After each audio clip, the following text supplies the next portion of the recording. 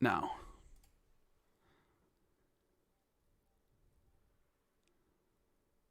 All right. I believe we are live. The button has been pressed.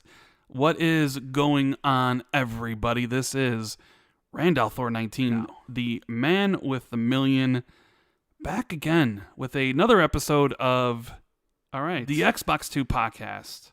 And with me is the man, the myth, the legend, the one who owns every single season of Keeping Up with the Kardashians on DVD or Blu-ray or wherever Jez owns those.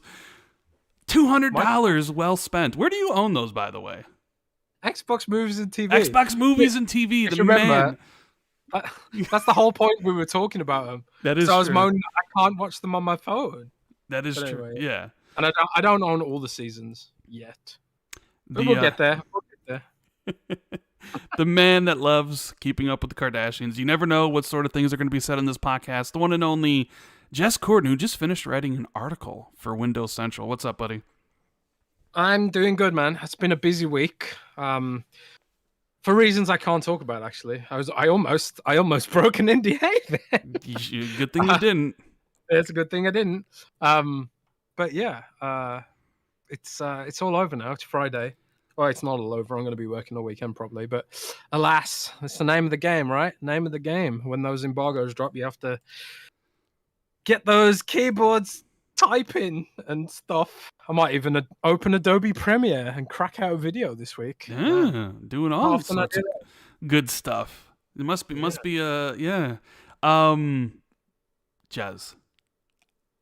I don't know if you keep on bringing it up, but the amount of comments that the last podcast got, the amount of DMs and messages that I got about your love with Kardashians is ridiculous. What's the controversy, man? They're pretty popular. I see them in the American media all the time. If I open like MSN.com instead of .co.uk, Kardashians all over the front page, man. You guys love the Kardashians. What are you talking about? Is it really that controversial? I mean, I don't know. Like, I'm gonna keep on bringing it up because I want people to know that Jez Corden, senior editor over at Windows Central, leaker extraordinaire, is also a lifelong fan of Keeping Up with the Kardashians. Like, I'm never going to drop this ever. It's amazing. Just like how you always mention. I'm proud of it. You're proud of it. I got nothing to hide. I'm full of pride. I'm proud of it, man. Everyone at Windows Central already knows. We've already discussed this on Windows Central. Oh Jesus! In our meetings, and they're incredulous too. I think what the problem is you've all got bad taste. We all have. So you're saying myself, Blue Moon, Daz, Lethal Papa, Alex, James Shields, the one and only Pong Soul. Everybody in chat. We got Alex. You know, we got all the channel members like Space Dovakin and you're saying all of us, everybody in this chat, you know, the thousands that will watch this live, the tens of thousands, the 30,000s that will listen to this later. Are you saying we all have bad taste, Jez? Is that what's going on here? Well, you know, if you think Kardashians is bad TV, I can't help you, man. Oh my God. Anyways, enough talk about that. I just need to. I'm gonna need to bring that up at least once an episode to just give you some crap because it's amazing. But how you been, buddy? What's going on? I'm proud. I'm proud, man. I mean, I know you're proud. I'm good, man. I'm good. Like I say, just busy rock and rolling. How are you, Rand? How are you doing? I'm feeling much better. You were sick. Are you completely over it now? Have you recovered? Yes, I am 100% completely over it. Cough is completely gone. Never want to experience that in my life ever again. So yeah, I'm podcaster back. I put out my first video in over a month, which, man, I felt some cobwebs when I was making that video. Like that one took me some time to get done. Just the recording process. Like I was screwing up a lot in the beginning. Didn't really kind of feel what I was trying to say, or at least it didn't come out right. And, you know, like, I'm not someone who just records and leaves in all their mistakes, like the ums and your knows, you know, because it's got to, you know, I respect my listeners' time. So, like, I edit out everything from my audio that's not pertinent to the discussion. Yeah, like, what was that, a 12-minute video? You would think, oh, well, that's, Rand only took 12 minutes to record that. No, I think that recording took me 45 minutes to do.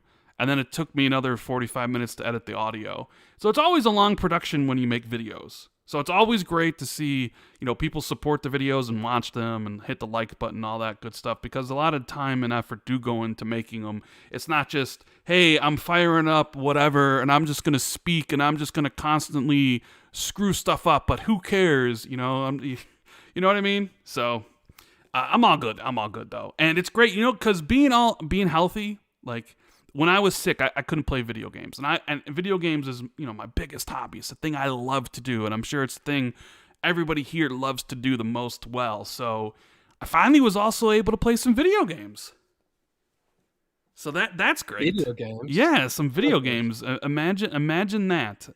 Imagine that. Some actual video games, which we'll be talking about here in just a minute, because we're gonna go over what we've been playing.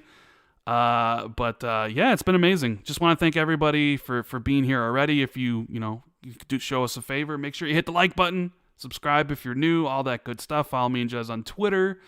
And there's, I always kind of say, I was talking to Colt earlier. He called me and we were talking about his video, and he always makes such, like, I made a video on Tuesday and then he made the video today about, what Phil was saying, and like, I always watch Colt's videos and I always think to myself, God, I suck at YouTube.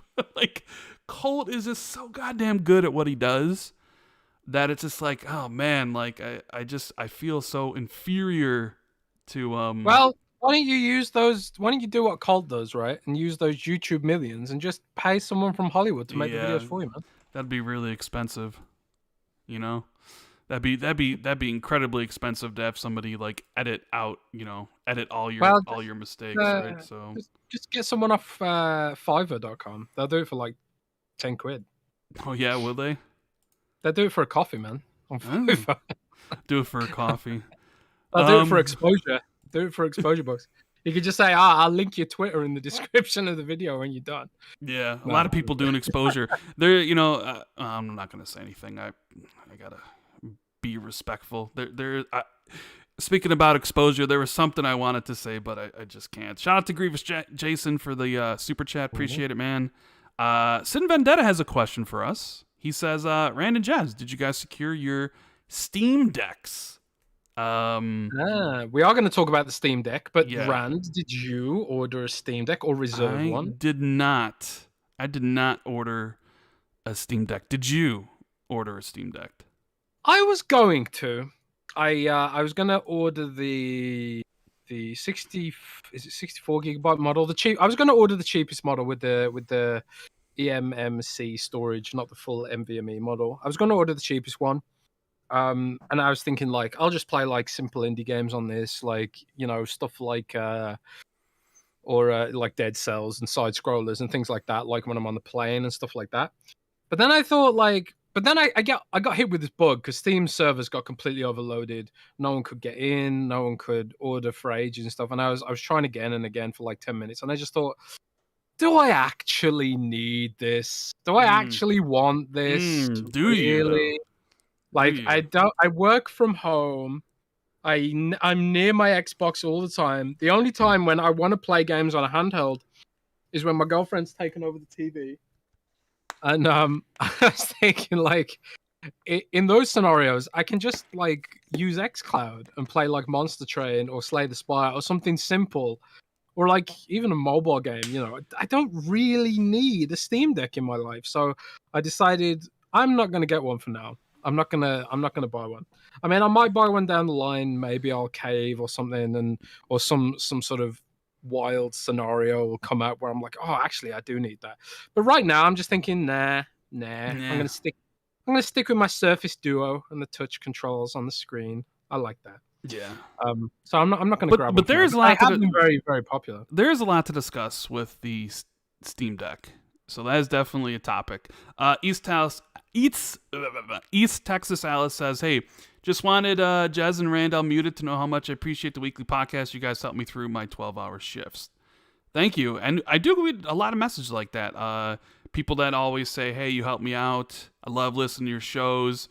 There was a comment earlier about how, like, "Hey, Rand, I was a PlayStation guy, but you and Jez, your constant podcast, which he really liked. You convinced me to get an Xbox and be in the Xbox community, and I love it." And I get tons of those messages. I know Colt does as well, and so does Dealer. And then you said you got a similar message, but not necessarily about Xbox. So what was it? Yeah. I was gonna say I got a similar message earlier from someone who listens to the show. Hey Jez, after your comments about mayonnaise being good on French fries, I went out and tried a new brand of mayo as I didn't like the previous one. Now I can say I agree 100% with your statements on mayonnaise. So there you go. I help people, man, and I bet you the people who watch the show, if you gave the Kardashians a try, you would like it too, just like mayonnaise. Unbelievable! I can't believe. I guess that's the power of the podcast, man. That people are like, you know what? I'll try out mayonnaise. Like the disgustingness of this, right? Dude, I'm the kind of guy who like eat mayonnaise with a spoon, though. I won't even put it on anything, man. Yeah, I agree with UK Daz in the chat. Mayo should have been banned, but it's just funny that people listen, right? Another discussion about the mayonnaise and that story that I told that people were either disgusted by or thought it was the most hilarious thing ever. Decided that, hey, I'm gonna try this out, and I absolutely love mayo on fries, and try it, man. That's absolutely disgusting. Give me a chance. Just try it. Promise me this week. Just try it, man. No, I'm not. I know what mayo is like. I'm not putting it on fries. You're not like it at all? Mayo is absolutely disgusting, dude. What the hell is wrong with you? What is wrong with you? What condiments do you use? Look, okay. Like on a hot dog. What do you put on a hot dog? Look, chat. We're talking. So Jez is someone that loves a mayonnaise on fries. 1, right? Oh, yeah. Enjoys Pokemon 2, and then 3 owns all the seasons of Keeping Up with the Kardashians. Like, are we sure Jez is actually like a normal person here? Like, is he supposed to be the bastion of normality? Right? Or is he just like... I'm ahead of the curve, man. No, you're not. I'm too advanced for y'alls. I'm sorry. I never put mayo on anything. Like, when I order things from DoorDash, if I want something new from a place and it has mayo on it, if they don't give me the option to remove it, I don't order from it, because I will not put mayonnaise on burgers or anything. It's disgusting. And I put it on everything. Burgers, hot dogs, fries. Man, I literally put it on ice cream. I don't care, man. Put mayonnaise on literally everything. It's the perfect condiment, in my opinion. But it's just the reason we brought it up is that it's really nice to get messages from people. You guys are awesome. Yeah, you guys are awesome. Because there is the like 99% of the messages I always get are always very positive and hey, I love your content and stuff like that. And there's always that 1%, especially in the YouTube comments, that are like, you suck or blah blah blah blah blah blah blah. And sometimes you can focus too much on the negativity, right? You see all the positive things and you see people saying good, and then you can kind of laser focus on the bad comments. And that really did affect me at one point. Honestly, like, because doing YouTube, you got to be a little thick-skinned, because people will just go off in the comments and just say the worst things about you that they never would say to your face, right? They never would say these horrible things to you in person, but hey, internet anonymity, they'll definitely say whatever, and it hurt, and then you eventually kind of just like, man, I gotta steel myself. But then you like think of all the good things that people message you about, and that definitely helps. So I appreciate all the messages I get on Xbox, on Twitter DMs. I check those quite often, and stuff like that. So thank you guys. But we got a super chat here from Stodgy Caesar that says, Zach at Windows Central Gaming is spot on. Minecraft is the greatest game ever made. Your thoughts on the game?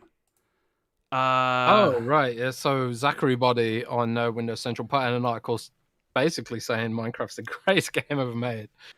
which caused I could some controversy okay. there. I personally don't think so, but I could see the argument. I could see somebody formulating an argument about why Minecraft is the greatest game ever made. I personally don't think so. I don't like Minecraft, but then I'm not the creative type. Like I can't draw. Like I really can't make thumbnails. So that creativity isn't something I'm good at. So like building You things in can't. Minecraft was never my cup of tea. But I can see somebody making the argument that Minecraft is the greatest game ever made, honestly. Yeah, I'm kind of in the same boat. Like, it's not my personal favorite game ever made, and it wouldn't top my list of best games ever made. But again, I can sort of see the argument. Like, Minecraft's taken on a life of its own as a sort of platform. I don't know if you saw the latest mod that was released today, like this Minions DLC. Did you see that? No, I did. I saw the Oh Sonic my thing that was released yeah. for Sonic's So like 30th. yeah, so like this is they're sort of they're doing the Roblox thing now, where they're basically like they're letting creative teams, like there are entire businesses dedicated to making mods for Minecraft now, and special games and stuff like that Sonic DLC, that wasn't Microsoft, that was a third party, but Microsoft like brokered the deal for the licensing for Sonic for this company to then make a mod for their game and sell it through the Minecraft store, like it's its own platform with its own app store. It's crazy, and they've just released one today, which is this Minions DLC. Again, licensing the rights to those, the Minions or whatever. What is it called? Despicable Me, the movie. The Just movie's quite yeah, good. yeah, yeah. The movie's great, but the whole Minions thing is really irritating. But anyway, that's a thing now, and I presume that's another third party mod as well. And there are people making millions of dollars selling mods for Minecraft, which is just incredible. Like people who've like literally grown up with the game, learned to code through the game, and like because it's all of its assets are like accessible. You can make skins for Minecraft in Microsoft Paint, for God's sake. It's that accessible, and it's just really cool to see all that stuff. They're using it in education, and so I can totally see the argument that it might be the best game ever made. But it's not my favorite game ever made because it's not violent enough, or it's too happy for me around. Yeah. I like my depressing games. It does Right? it does have some good music. Xburk says Rand dipping fries in mayo is popular in Canada. Trust your friend and try it once. On another note, Please so glad you try guys them. are back. Maybe I'll try it once. Maybe one time. We'll see. But it is really good to be back. I love doing the podcast with Jez. I really do enjoy making videos for YouTube. So like it did suck for that month not being able to make anything and skipping the podcast. Because even though when there's not necessarily the biggest news to talk about, it's always fun to just hang out and talk. You know what I mean? I Ross Lang says, "Hey guys, I reserved the 256 gigabyte NVMe version. What are your thoughts on the longevity of the device since it's pretty much a Series S Lite?" I assume he's talking about the Steam Deck, right? What, Jez? The longevity of what? Sorry, I missed I that. would admit. So he says he reserved the 256 version of Steam Deck, and I'm assuming that's what it is, and he wants to know our thoughts on the longevity of the device since it's a Right. Series S Lite. He Well, calls it a Series S Lite. it's RDNA 2. It's twice as powerful as a Nintendo Switch, and it has like all of AMD's like special source. So the fact that it's RDNA 2 is a big deal alone. It's also got like a streamlined version of Linux, and it uses Proton to translate Windows games and stuff like that. I have no idea how much of a performance overhead that creates because I've never used Steam Machine, I've never used Proton, I've never used Linux. I have no idea. You can install full Windows on it, which I presume will impact performance too because Windows is pretty bloated, you know.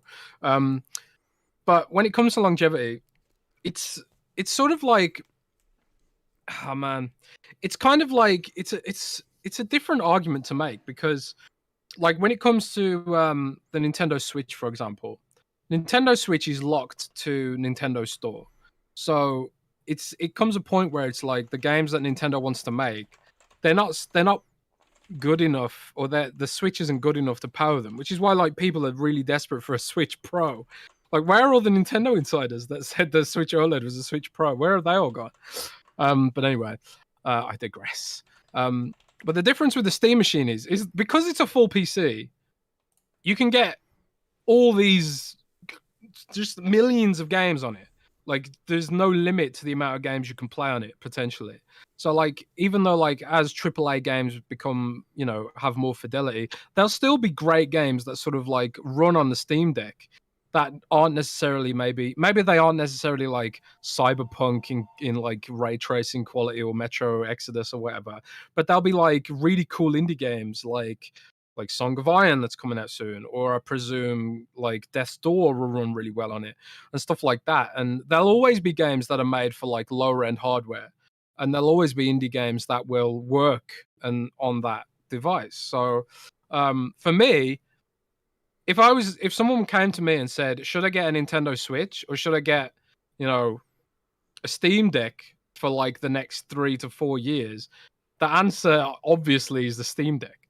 Like, I have like the GPD Win, which is a similar handheld PC, uses some like really bad Intel processor, but you can still like play like decent indie games on it, even though that's like that itself is like 3 years old at this point, and it's got like 4 gigabytes of RAM. But because it's a PC, I can play all these old games on it. So Steam Deck longevity is probably pretty good, unless you want to play AAA games. But to be honest, if you want to play AAA games, you're probably looking at like a next gen console or a high end gaming PC anyway. So, it's such a cool, exciting device, man. I'm not gonna get one, I don't think, but I'm excited for the tech, Right. No, Ugh. yeah.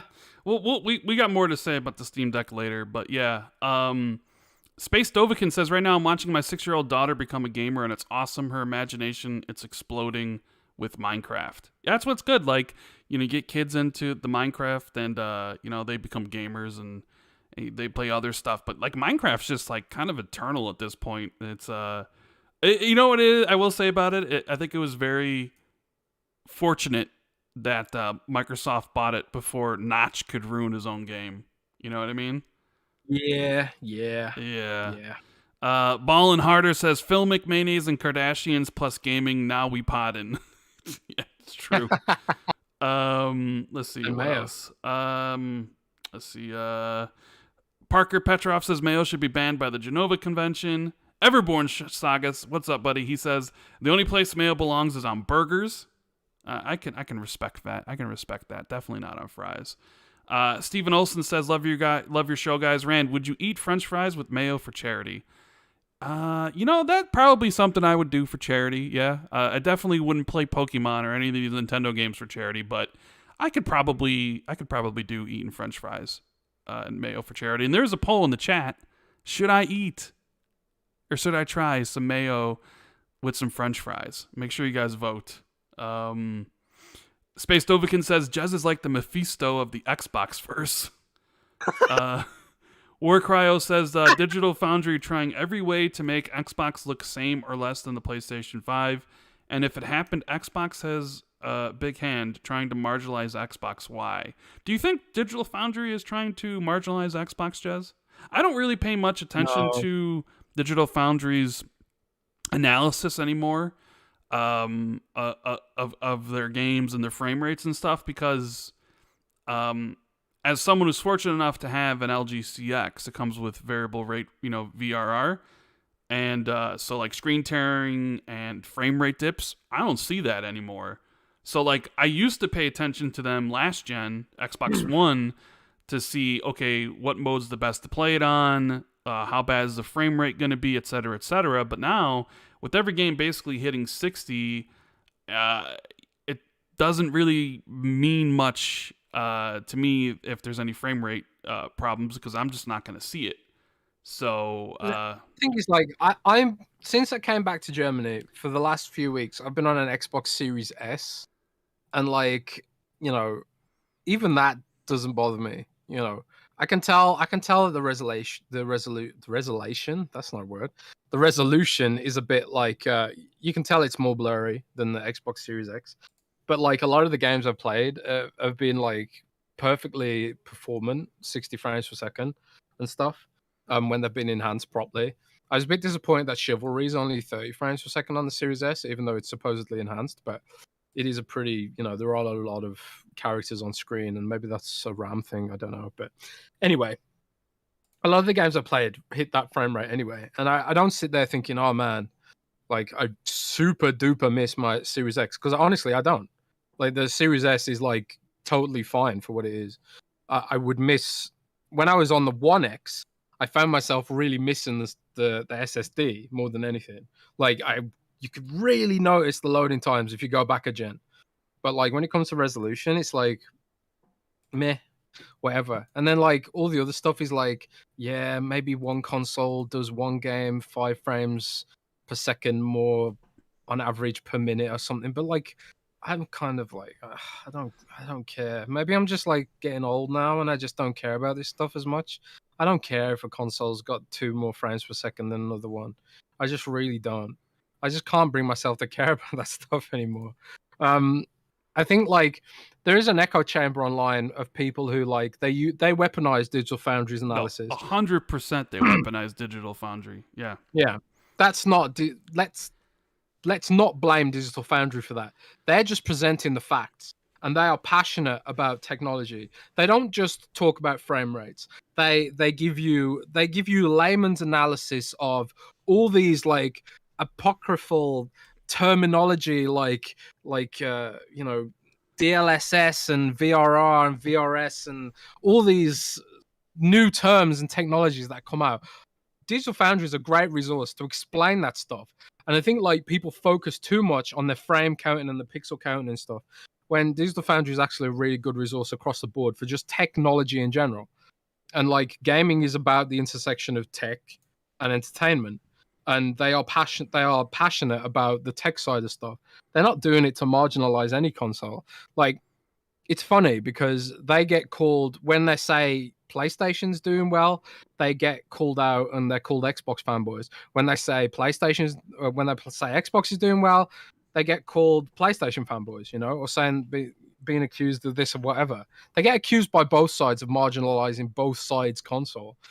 Just shrug it off, man. Enjoy the tech. Don't listen to what random people say on the internet who are weaponizing this info, because that's not what it's there for. It's there for the celebration of tech. Yeah. And these minor performance differences, and more often than not, they are minor differences.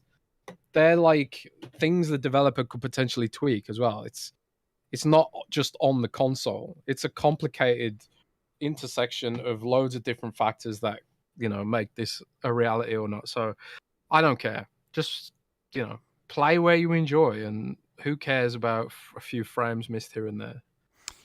Very much the truth. Kay Asante, how's it going, man? He says, this mayo talk is the difference between Americans and Europeans. European mayo tastes so much better. I hate mayo USA, so I get why people don't like it. Is that what it could be, Jez? Is the European mayo just that much better than USA mayo? I don't know, because I had mayo on fries when I was in LA as well. I was like, yeah, give me some mayo. Hey, are we gonna go to E3 next year? Meet up again? It's been like what? I mean, if the world's still here, 6 years, sure. right? When we hung out in E3 in 2016, right? When we were there 6 years ago. Well, it's 5 years. It will be 6 years. Yeah, it's kind of crazy to think about. Polaris. 6 years, that's a long time. Polaris Sucks says ESO is a logout on Gbug on xCloud. Xbox support points to ZeniMax support. ZeniMax support points to Xbox support. Do you have any suggestions? 6 months. You know what's going on here, Jez? What, ESO is broken on xCloud? That's what he says. He says ESO is a logout on Gbug on xCloud. Yeah. I'll relay that to a source. Well, not a source. I'll relay that to. I'll just email Xbox and try and find out what's going on there. Yeah. Woogerman, what's going on, buddy? He says on Digital Foundry's podcast Monday, they talked about being shown a resolution boost system level mode on the Series X before the reveal that never came. Any chance of that still coming? What do you think about that, Jez? Because I remember exactly what Woogerman's talking about here. And recently, Phil on the Kind of Funny thing talked about back compat and things of that nature. Do you still think resolution boost is going to come for some of these games? Like, I get that they wanted to focus maybe firstly and foremost on doubling the frame rate. But do you think we'll see games get a resolution boost? And, do you think we'll see more games actually be added to back compat? Because Phil talked about, like preserving gaming history and all that stuff. Like, what do you think's going on there? Yeah, it's interesting. I think like a lot of the devs and engineers and staff that were involved with back compat are now primarily focused on xCloud and getting content for that platform, which is understandable. Like xCloud is a forward-facing thing, and backwards compatibility is like it's a nice thing, but it's also very complicated. Like licensing, making sure that all the licenses line up, and because xCloud is a new platform, if a dev doesn't fully own the content they've put out, i.e., the sound effects that were licensed or music that was licensed, it makes it very complicated. That's why, like, even some of Xbox's games aren't on xCloud, or they weren't on back compat. Like I've talked about Mech Assault before, and Mech Assault never hit back compat because of the weird licensing structure with the company that owns the BattleTech universe on tabletop or whatever. So there's all these complicated stuff, whereas like with xCloud, they can focus on new games and make new licenses from the outset. They don't have to they can build games for xCloud, and it's potentially less complicated from a licensing perspective. But, I'm someone who would like to see Max Payne hit back compat, for example. That's one game that, like, I love Max Payne. Like, Max Payne 2 is one of my favorite games of all time. And the fact that it's not on back compat is suckage, But again, it's all that licensing stuff. So will it never happen? Never say never, because you never know with Microsoft. But I don't think that's their focus at the moment. So I guess that is what it is. But when it comes to like resolution boost, I think Jason Ronald has actually said that they're exploring that AMD tech. Rand, do you remember what it's called? Super FX or something? Yeah, Super Resolution or something like that, or I forget what it's called. Yeah, like someone in chat probably Fidelity FX, Super Fidelity FX or something, right? Yeah, it's I can't remember the exact brand, but like they said that that's like their DLSS NVIDIA AI upscaling resolution solution. Resolution solution. That's a fun tongue twister for you there. Jez, I lost the poll. What about Mayo? Yeah, I let it run for 10 minutes. It's got 364 votes, and 59% of the people say I should. Yes. 40% say no. So, oh my god. Try it. Yeah, just try it, man. And I want to see a picture of it, man. Oh, a picture too? Now we got to do pictures? Yeah, it's evidence, dude. Oh. And just seriously, just go to McDonald's and say, "Can I have some sachets of whatever you call them? What do you call them? Do you call them sachets?" What the hell is a sachet? Like those little plastic things filled with ketchup or mayo. Does anybody in chat know what Jez is talking? What a sachet is? How do you get ketchup in McDonald's? Hey guys, can you pass me the sachet? Seriously, how do you get ketchup in McDonald's? If you order a takeout from a drive-thru, what does the ketchup come in? Is it come in a little tub? It comes in little packets, dude. Little packets. Not sachet. What the hell is a sachet? That is a sachet. The little packet of ketchup or mayo. That's a sachet. Well, if you mean a packet, say a packet then. It's not a packet. A packet's like where you put a parcel in or whatever. Yeah, a packet's bigger. A packet is bigger, like a packet of crisps. Or chips. Sorry. Chips. Sam Tolbert says a sachet is when you strut and wave your hips while walking. That's what I thought it was. Oh, jeez, what have you done, Jez? What have you done? Well, it's not my fault America took my language and destroyed it. We made it better, though. So. Oh, yeah. Well, anyway, dude, you've got to do it now. You've got to go to McDonald's. Yeah. You gotta sit there and be like, "Hey guys, can I have a packet of mayo for my friend?" Are you doing an American? Are you doing like? Is that a Rand accent there? Like, what are you trying to do? My Rand impression, man. That's your Rand impression. Can I have a packet of mayonnaise? I don't talk like that. What's That's exactly what you talk like, man. But anyway, I digress. You've got to do it. The poll said so, and the poll doesn't lie, baby.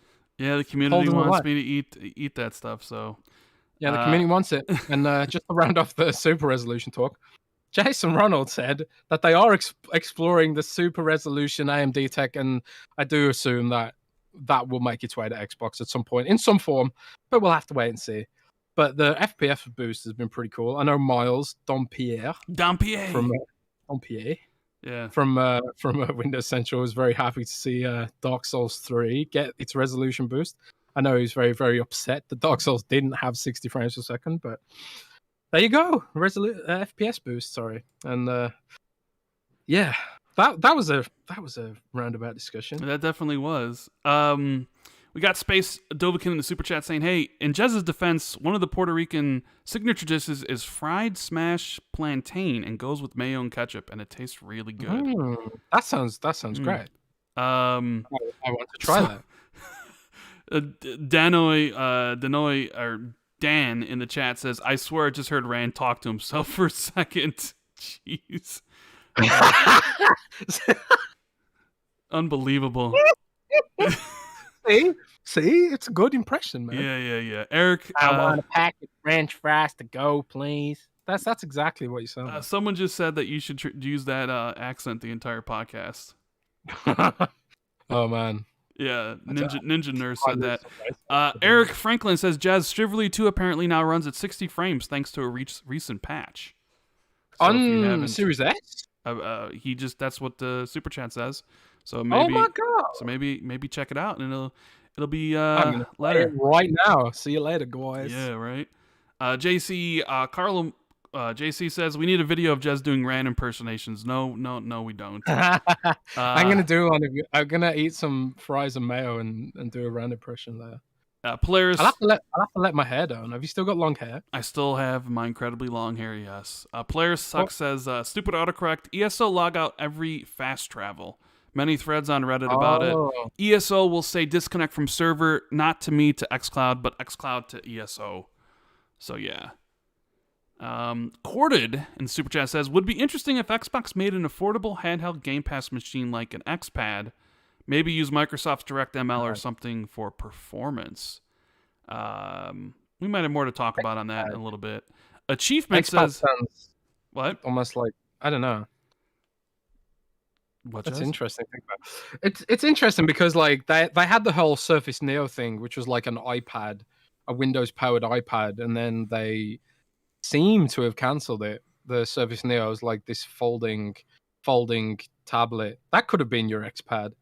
Alas, it doesn't seem like it's gonna happen. But Eric P says kind of sounds at this point Jez wants to cancel himself. Kisses anyways. Gonna get canceled, Jez. War Cryo says Digital Foundry for Xbox slightly improvement, not important, not needed, unnoticed, not for this game.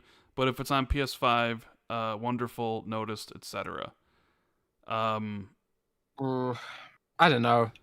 I'd have to do a thorough analysis and do a running tally of all the times they praised one console and not the other to make a credible assessment of their bias or non-bias. But I just don't let it worry you. Like even if it's true that they praise one console more than the other arbitrarily or something, even if it was true, who cares?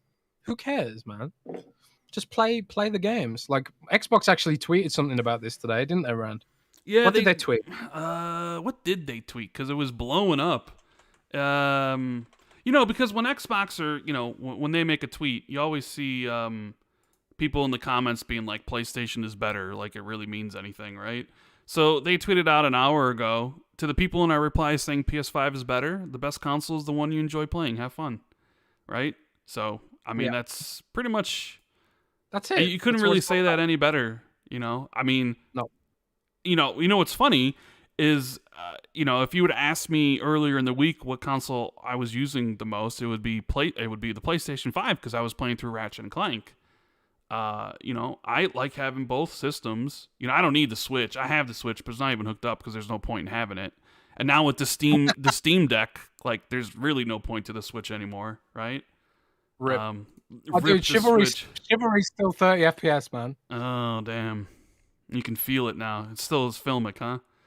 Yeah, it's still filming. It's still fun as hell though. I don't care that it's 30. Well, I do. Achievement in the super chat says, "Got all my parts for my game development PC build. Is it okay if I make a Randall tomato-based Pong game? It's really good to hear y'all's voice again." Yeah, you can make all the Rand games you want, but Jess, how's your Rand game going? You stopped My making Rand it? game. Man, I sort of like I dropped off because I got busy, and it was like I was learning game dev at the weekend, and it was like, man, I really need my weekends to be my weekend right now. And game dev's hard, believe it or not. Believe it or not, unlike certain outlets implying that game devs don't work hard, game dev is hard, man.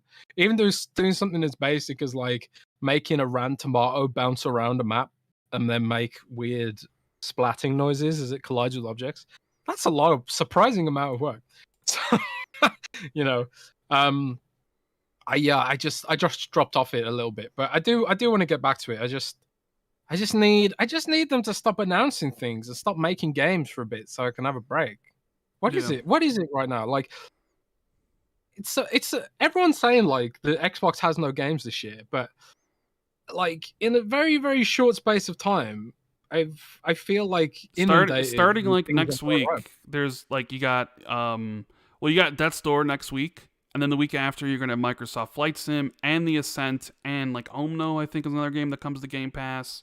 And then in August you have Hades, you got Psychonauts 2. I think there's some other games coming to Game Pass in August that are slipping off the top of my head. And then you got Forza in November. You have all the multi-plat games that are come out in like October. Halo, is that coming out in September? Is that coming out in November? Like, yeah, I don't know. Like, it kind of feels like the stretch of there being a lot of games is really going to start to hit really, really soon here, which is great. More games, the better, essentially, right? Eric, he clarifies, yes, Series S, Shively 2. Love the show, by the way. Well, thank you. So he says it's 60 on the Series S. So maybe it needs an update or something, but it's still 30 on mine. Yeah. Fletch says, I think the issue is that the Series X is supposed to be more powerful, or the most powerful, yet the PS5 outperforms it more than it should. People wonder why that is. I mean, that definitely was an issue around launch. But Microsoft does say they have full RDNA 2, and maybe those features might become more apparent later on in the gen when developers are more accustomed to it. I don't really know. Me and Jez don't really talk about the tech stuff, and I didn't really talk much about that stuff leading up to the launch of the system. So I think which platform is the lead platform does impact things. Like if a game's been ported from PlayStation, there might be leftover code in the Xbox version which isn't fully compatible or hinders performance in some ways and stuff like that, or it's not optimized properly. I think that is potentially what happens in some cases, but probably not others. Maybe PlayStation just handles certain aspects better. Like if there's like I don't know, if the streaming of textures is being offloaded more efficiently because of the faster SSD on the PS5, maybe that can affect performance in some way. There's like a huge amount of factors that potentially go into this, but you have to ask yourselves: is the performance delta like the Xbox One and the PS4 back in the day, where the Xbox One was struggling to hit 720p, and stuff like that? The performance delta is really not like what it was. I think like it's gotten to a point where it's like every single frame that's dropped or every single pixel that's checkerboarded or something becomes a big issue. But it just doesn't matter. Hey, Xbox just replied to my tweet. Oh, what tweet was this? I replied to them about the PS5 is better. I said Xbox and PlayStation are both awesome. Video games are the best. You notice how I didn't say Nintendo in that tweet. And Xbox replied to that and said, yeah, they are. I feel noticed, Jez. I feel noticed. I'm gonna ask Xbox what they think of mayonnaise. Oh, you should. You should definitely. Ask them what they think of keeping up with the Kardashians as well while you're at it. I don't know. I don't think they have time to watch TV, but they have to eat, right? They do. So they might have an opinion of mayo on fries. I've asked Xbox what they think of mayo on fries. You should. Let's see what they think. Our buddy Sin Vendetta says, the reason I want the Steam Deck isn't for the portability, it's for the fact I can dock it to the TV and play PC games on my OLED. Exciting. That is a pretty damn cool use of the Steam Deck. That is for sure Yeah, being able to do that. My I mean, PC isn't it anywhere is close to crazy. my OLED, so imagine if like I was a big PC gamer, and I know there are a lot of people are. I would really consider the Steam Deck just for that. Be like, I could get this, and I can hook it up to my OLED and play my Steam games on there. So, definitely, definitely, the Steam Deck is very interesting, and I'm really going to be checking to see how successful that does that might become, because there have been some stuff like the Valve Index and like the Steam controller and like the Steam Link or whatever that is that didn't exactly set the world on fire, right? Yeah. So, but maybe Don't you this just want will. to discuss the Steam Deck now as the Um, segment, Well, or no, did you no, want to talk no, about no, no. I just want to get through the now? rest of these super chats, and then we'll just start Oh, we the. still got super I chats. mean, yeah, there's a bunch of them, and I Man, want to make sure. Rand are popular, man. I want to make sure that I get all of them. Yeah, Space Dovikin says, "Hey, Rand and Jez, is Crossfire X a timed or full exclusive?" We don't know. I want to say though, Jez, that I'm pretty sure Crossfire X is published by Microsoft, That is interesting. and I mean, but it's PUBG weird. was also published by Microsoft, Yeah, and that I was gonna say came PUBG. to PlayStation. So I'm not sure if that means it's a full or timed exclusive. I don't really Yeah. know. And they did say people were asking me like, is it coming out this year? They did put out a blog post that said, yes, it is supposed to be coming out this year. So in my mind, September seems like a good month, because you don't want to launch in October because you got Far Cry 6 and you got Battlefield, right? November, you're going to have Call of Duty and potentially Halo. So, like, I feel you either are launching before that or you're launching after that. And if they're not launching in 2022, like, I feel like the only time they could target is like a September release. You know what I mean? Yeah, that makes sense. But they also might just not care. They also might just be like, you know what, YOLO, slip it out right up against Halo, Yeah, they might. Yeah. because it is sort of like, you have to remember Crossfire X is a huge game. Like, we've never heard of it, or certainly I'd never heard of it, but it actually is a really huge game, and it's very popular in markets that aren't traditionally Xbox. So they might just be like, Halo, Battlefield, we don't care about these, because in the game's native arena, those games aren't necessarily a big competitor for Crossfire X. It's a bit strange, but um, and then if you think about like the single player component, which supposedly is finished, um, uh, that doesn't necessarily compete with Battlefield and stuff. Like, if you wanted to play like a military shooter campaign, like, weirdos who play Call of Duty's campaign but skip the multiplayer, I can't think of anyone who would do that. Mm. Who would do that, Who Ran? would do that? I don't know. What's weirder? Playing Call of Duty campaigns but not the multiplayer, or Mayo That's and Frost? normal. What are you talking about? That's what I What? do. Well, yeah, that's my point. What's weirder, that or Mayo and Fries? I think that's weirder, personally. Call of Duty, never mind. You're calling me out here, Jazz. My On your channel. like the fact that I like to play the Call of Duty campaign and couldn't give a rat's ass about the multiplayer. You know? Yes, At that least the is Call of Duty campaign gives me something to look forward to and is good, where Mayo is just disgusting. So there's that. Well, you're going to find out this week, aren't you? Yeah, maybe. King Doovy says, sachet, a small perfume bag used to scent clothes, or sachet. Sachet. Yeah. Not sachet. Whatever. Not sachet, guys. Stop it. Crud. You can't do a Rand accent. You can't talk like me. I just did. What? I did earlier. That was a perfect Rand accent. Yeah, sure it was. Smuzz246 says, Jazz, love me some garlic aioli on fries, which is mostly mayo. Thanks for the week of content, gents. Thank you. Yes. Special Nick of Xbox era fame also recommended this to me. I definitely want to try that, and I will endeavor to do so. And perhaps this week, since I'm out of quarantine now.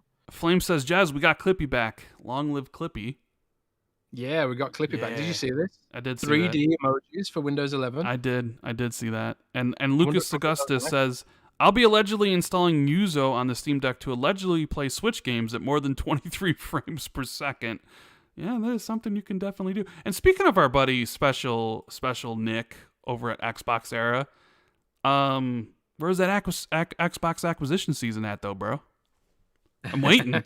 Every day I'm waiting for, an Xbox Newswire post or something where, it says Xbox is welcoming such and such studio to, to the family. You said it's Xbox acquisition season. I'm looking at my calendar, man. When did it start and when does acquisition season end? So I know. Do I need to wake up super early, soon, to be able to make these videos when Xbox purchases some of these studios? Let me know about Xbox acquisition season and the dates for these things. You know what I mean? I'm still waiting for Nick to explain the whole shrimp thing, man. Yeah, no, me too. But Rand, Xbox did just make a big announcement on their Twitter feed. Did you see? Another one? What was it? Yeah. I said, "What do you guys think of mayo and fries?" And Xbox replied, "Tasty." No, get out of here. Jesus. They replied, "Tasty." Oh my god. Xbox has spoken. This is See? This has gotten just this has gotten out of control. Now we got Xbox involved. What can I say? I was actually just looking at the Xbox Series S and thinking, you know what? It's not bone cream white. It's more like mayo cream white. You know what I'm saying? Yeah. Flame says, Rand, it's over. Xbox likes mayo and fries. We lost. Yeah, we have lost. But I mean, what else do you expect Xbox to say? They just said, hey, you know what? PS5 is great, guys. They're not going to say mayo's disgusting. Of course they're going to say it's tasty. Would you expect anything different? Come on. Look, dude. You lost the poll. You lost to Xbox saying that they like mayo and fries. Now you have to eat mayo and fries next week. And you have to tweet a picture of it for us all to see that you actually did try it and that you actually probably will like it because it is incredible. The combination of the creaminess of the mayo with the saltiness of the McDonald's fries. It's heavenly, man. Javier says, plot twist, Jez runs the Xbox Twitter account. You know what? That could very well be the truth. I am a ketchup guy, Protosex. I am a ketchup guy. MK Michael says, where were you when the news broke of the Bethesda acquisition? Let us know in chat. I think this is interesting. We know where I was, waiting for that announcement because I knew it was happening on Twitter so I could retweet it and then start making a video. And I'm sure Jez had pre-written an article about it because we mentioned this before, how we knew it was being announced because, we were told. Right? So what were you doing? I was waiting for the announcement. Did you already write your article so you could be first? I mean, I found out, I said before, I found out at 3 a.m. Yeah. I got a phone call and they were like, oh, by the way, this is happening. And I was like, what? And I think I nearly dropped the phone. I couldn't believe it. And then, I stayed up and I waited for the announcement so I could publish my article. I do wish I'd published it 5 minutes early, just to say I was first, But mm-hmm. I didn't want to be a dick and take it away from them. But yeah. So I went exactly on 6 a.m., which is when I heard the announcement was taking place, and it was fun times, man. It was fun. It's definitely fun. Sin Vendetta says, Rand, if you don't like mayo by itself, then try mixing mayo and ketchup together. It really is the best of both worlds and tastes delicious. This might actually have to be what I do. Artie says, this is mayo and fries was good or not was actually one of the quizzes in Microsoft Rewards. I saw that. People actually tweeted me that, which was actually funny. And Polish Kraken says, just remember, UK #1 selling cookbook was called 50 Shades of Grey, which came with the mayo sachet. Or whatever. Dude, that is legendary. It is very legendary. I ban you from mixing mayo and ketchup because that is cheating. That is not cheating. That's mayo. Mayo and fries. You didn't say anything about not using also ketchup. No. Mayo and ketchup is delicious, but it's cheating in this case. You have to eat mayo, just mayo with fries. If you put ketchup in it, it voids it. It voids it. I'm sorry, but these are the rules. Burke, you're right. I totally do miss my pneumonia at this point. And I gotta somehow eat mayonnaise on fries. But either way, yeah, we're already like an hour into the show, and we've just been chatting about random stuff. Professional Professional. podcast. Hey, but people like that stuff. You know what I mean? That's why people like Rand and Jez. We just kind of just talk about whatever's going on. I don't know. I don't know why people like us, but either way, Jez, I know me and you are both playing something we can't talk about yet.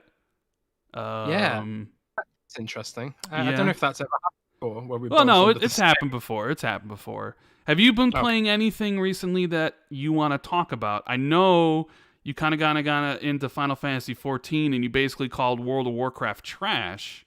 How Yeah. you feeling about World of Warcraft or Final Fantasy 14? Is it that good? I think didn't that talk about it last week a bit? I suppose Maybe. I mean, maybe. I just really short. I guess. Like, how you feeling about Final Fantasy 14? I'm loving it actually. Like it took me a good year to get into it. I tried to get into Final Fantasy 14 last year, and I sort of got to like level 20. I was like, man, the combat's not as good as World of Warcraft. It's slow and it's not as like action RPG as World of Warcraft. Like in World of Warcraft, and this is one of the reasons World of Warcraft is so popular. It's so responsive. You press a button and shit happens really quickly. Whereas Final Fantasy 14, it is a bit more slow. Animation, you get animation locked a lot. Do you know what I mean? Yeah. Like when you press, when it's almost like more like a tactical RPG. It almost feels more like playing Dragon Age than playing like World of Warcraft to me because you are locked in an animation while you're doing stuff. Um, but I decided to give it another chance because World of Warcraft shit the bed basically, and a lot of people were standing for Final Fantasy 14. Shout out to PMS Jordan on Twitter, who was seeding Final Fantasy propaganda in my feed constantly. And I thought, you know what, I'm going to give it another go. I'm going to give it a serious another go and try to get into endgame and stuff like that, because people say it gets a lot better at like level 30, level 40, where you get more spells. And indeed, I did find that to be the case. I'm playing a Black Mage, which you might know from games like Final Fantasy 9, Final Fantasy Five, some of the games that have like job systems in them, like Black Mage, cast fire, lightning, ice, those kind of spells and stuff like that. The damage rotation is incredibly complicated. The higher I get, and like I looked up a guide for the damage rotation, and it was like, what the hell is this? like like millions of different spells and priority orders and things you have to do. And I just started to get into it. It's a bit, it's a bit anime, shall we say. Like it's really funny because there's a Near Automata promotion in the game. There's a Monster Hunter promotion in the game. So every now and then you'll see like something completely random from Near Automata in the game, or something from Monster Hunter in the game. It's like it's a bit weird in that context, but it's a lot of fun, man. I'm really enjoying it so far. And again, it's an MMO. Not everyone likes MMOs, and it's a subscription-based MMO. A lot of people don't want to pay for them, which is completely fine. But I've been having a blast with it. I've also been playing three other games that I can't talk about because I'm under embargo, which is why I've been so busy this week just playing games that I can't talk about because I'm under embargo. Those are the best But kind of games you can't talk about. yeah, The special ones. I've been putting in a lot of time on a game I can't talk about yet. Like a significant amount of time. So that'll be interesting whenever I am. But I will say the game I was playing before I got sick was Ratchet and Clank. Came out on PlayStation 5, $70. Was like, you know what? I'm going to get it because, I like video games. So, video games are pretty good. yeah, video games are great. And did you notice, Jez, in my tweet when I said the PlayStation or Xbox, Xbox and PlayStation are awesome? You notice I didn't put Nintendo in there, right? Yes, we all know. We all know. You don't like Nintendo. Um, Jeff Grubb says you should go over and play Super Smash Bros. Yeah, Super Mario Brothers. I totally would. I totally would go over and play some Smash Bros with Jeff. Did you see Arby's sent Jeff and Mike some stuff for their podcast? Arby's. Yeah, like this Arby's thing is kind of like a running. I wouldn't say like a running joke, but like Jeff wanted to get sponsored by Arby's, so I guess like Arby's saw that on their podcast and hit him up on Twitter and sent them like some like clothing and like an Arby's huge hat, and they wore it in their podcast and stuff. Man, you didn't see lame. that? No, I didn't. I want a sponsor. Who would you want to sponsor us? Arby's is a fast food chain, right? Yeah. Hey guys, if we get a sponsor for the show, who should we get a spot? You know what they're gonna say? They're gonna say, why don't you get a mayonnaise sponsorship? Oh my god, that'd be so sick. Or something. Hellman's mayonnaise. Yeah, sponsor? something like that. Man, Like so who cool. would sponsor the Xbox 2? You know? Hellman's mayonnaise. Like I might try and get in touch with them. You know. You should. Do you have Hellman's mayonnaise in the US? We have Hellman's, yeah. I just, I'm not sure.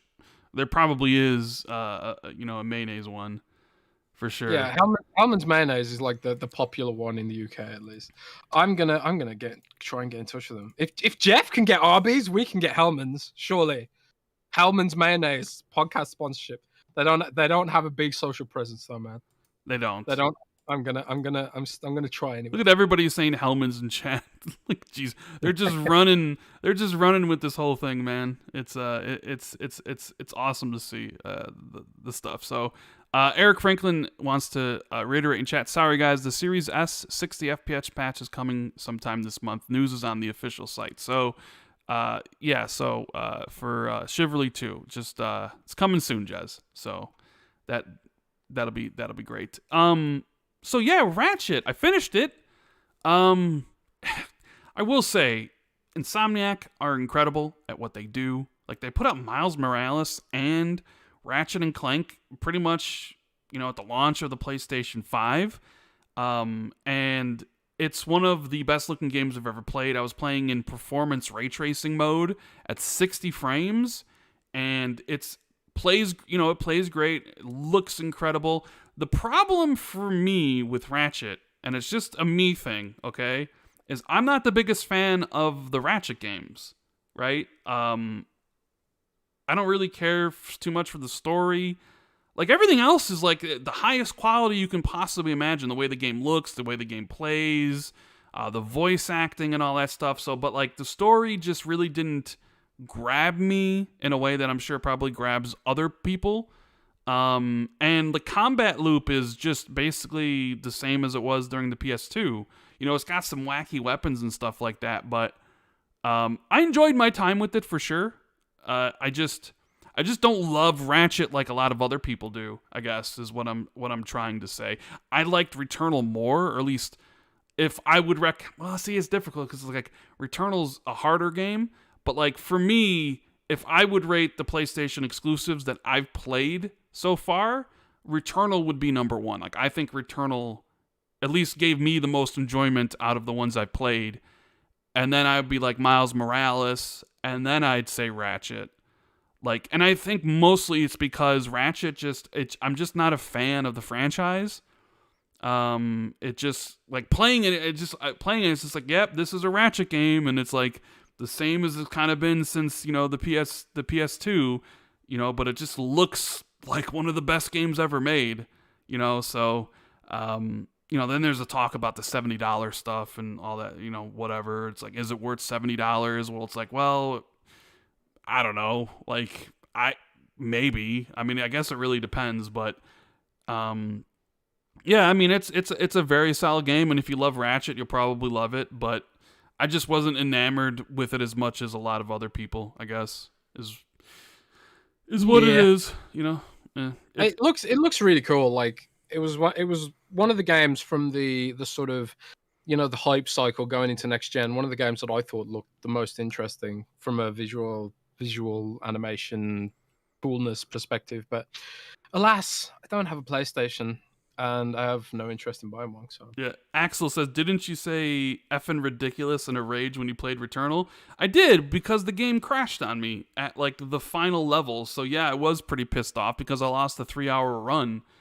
But like I said, I'm just talking about it as an enjoyment. Like, I enjoyed Returnal more than Ratchet, and Ratchet is a quality game. You can see it through and through, and Insomniac is a great developer. It's just, I'm just not the biggest fan of Ratchet. That's really all there is to it. Like, I don't know. That's all there really is to say. I mean, I enjoyed my time with it, but like, I wouldn't replay it. I didn't bother going for all the trophies because the game didn't grab me like that. The combat little kind of worn thin towards the end, but I'm very interested in seeing what Insomniac does next. Do they do Spider-Man 2? Do they do Sunset Overdrive 2? Because they basically, they can pump out games like nobody else. So, Sin Vendetta says the Xbox 2 sponsored by Kraft Mayo. That'd be interesting, right? Kraft Mayo. Artemis says, so you're saying... I have added Hellman's. I said, oh jeez. Yeah, I said, hey guys, we just wanted to let you know we love mayonnaise at the Xbox 2 podcast.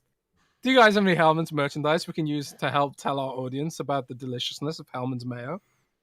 I wonder if something will happen from this. Probably not, but you got to try, right, Rand? Yeah, you got to try. Yeah, so some of these, obviously we have a lot of topics here. If you guys are enjoying the show, make sure you hit the like button. It's really important to share it out on social media. That always helps because YouTube does a horrible job of notifying people. But Jez, which one of these topics do you want to talk about first? But you want to talk about the Steam Deck thing? Yeah. You want to talk about the Steam Deck? Like, you want to talk about how, like, because here's how I kind of positioned it for the show. And look, we have special Nick in the chat. Co-creator of Xbox Era, purveyor of rumors and inside information. Nick, we basically said earlier in the show that you know the secret of the shrimps and what it really means. And also, I want to know when acquisition season for Xbox starts and when it ends, so I can put it in my calendar, so I can know like what days and like what time frame I can kind of like know to like get up early to check the Xbox Newswire to see if they've acquired some studios. So, yep. I would like that too. It would really, really help me out with my scheduling. So that'd be. I mean, we want Xbox acquisition season to start. Xbox only has 23 studios. Like, we have people in the Discord that are like, hashtag 30 by 2022, and Microsoft needs to get 7 more studios. Yeah. Not enough studios, man. Needs more. Oh, Nick says, why do you just assume just Xbox? I don't know, because you said it on an Xbox podcast with Cold Eastwood.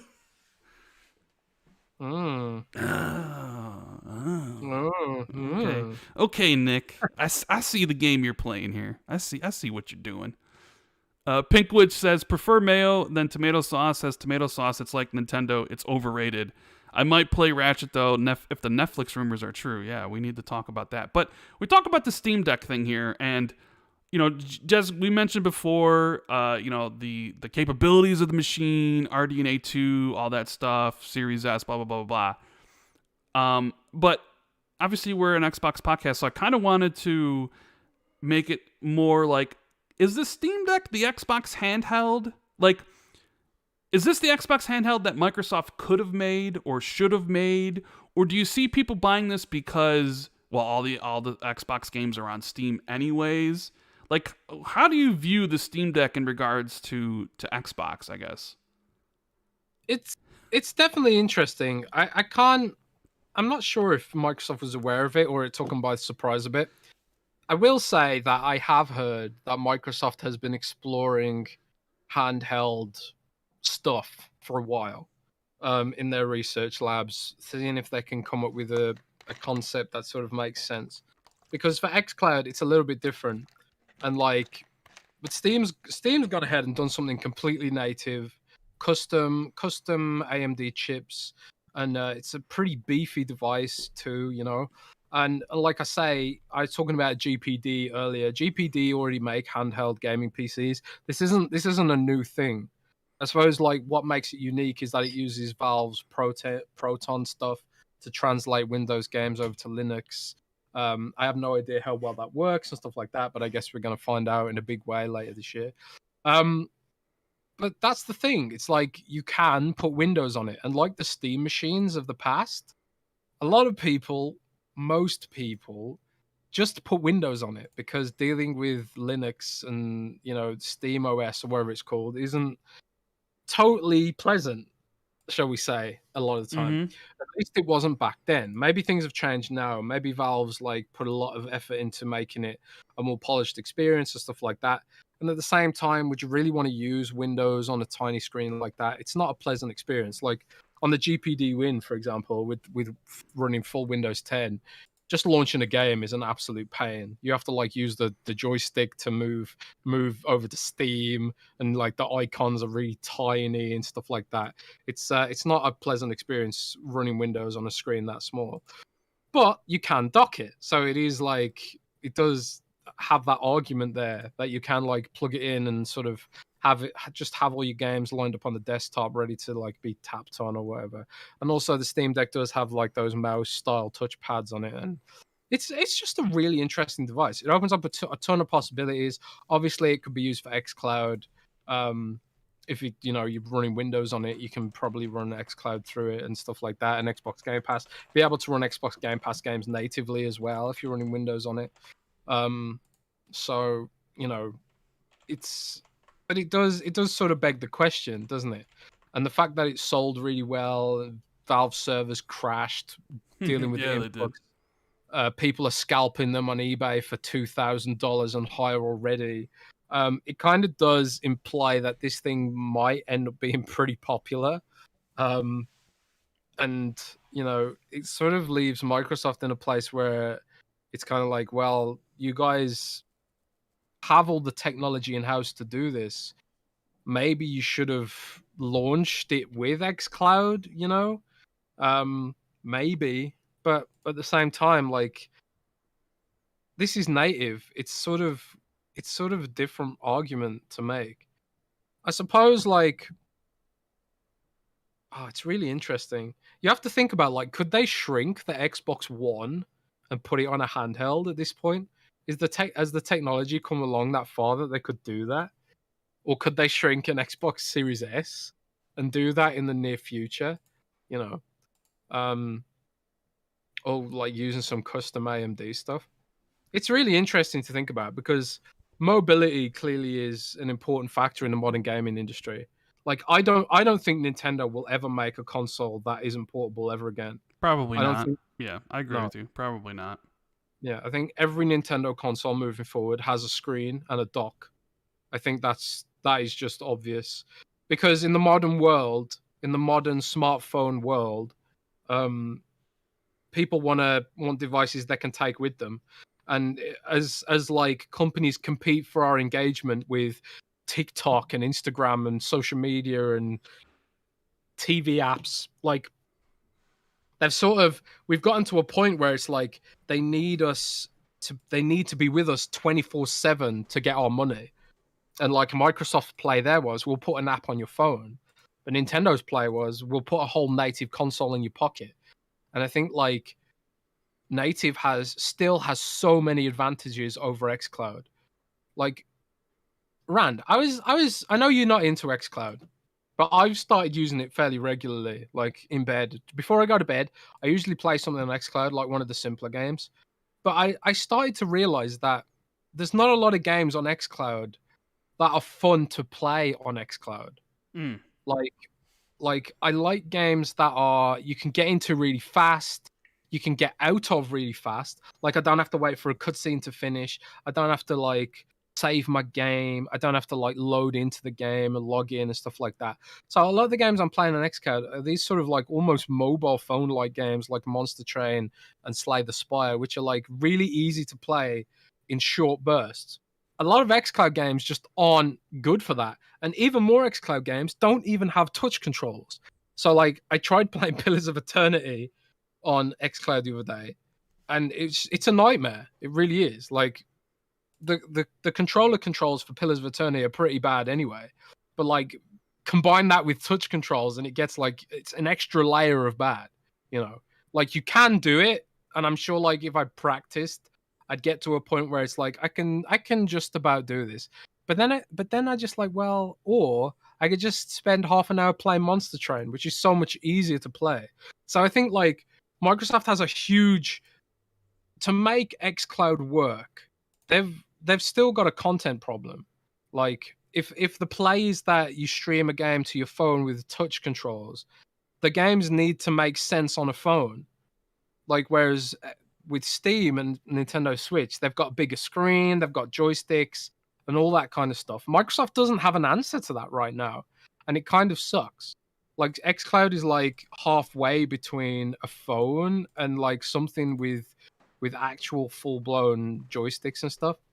So I think it did catch Microsoft with their pants down a little bit. You think so? To say it. I do, yeah. I don't know. do I think, kind of feel like they would know about this. You know? I don't know. Maybe, maybe not. But it's sort of like how do you feel? I want them to have an answer to this. They need to have an answer to this, and I don't think xCloud now is enough. Well, we know that Phil and Gabe talk quite a bit. I mean, it's been reported that they do. What if somehow Microsoft and Valve make an agreement, and maybe they put the Xbox Game Pass app on the the device, and it could become the de facto Xbox handheld in that regard, right?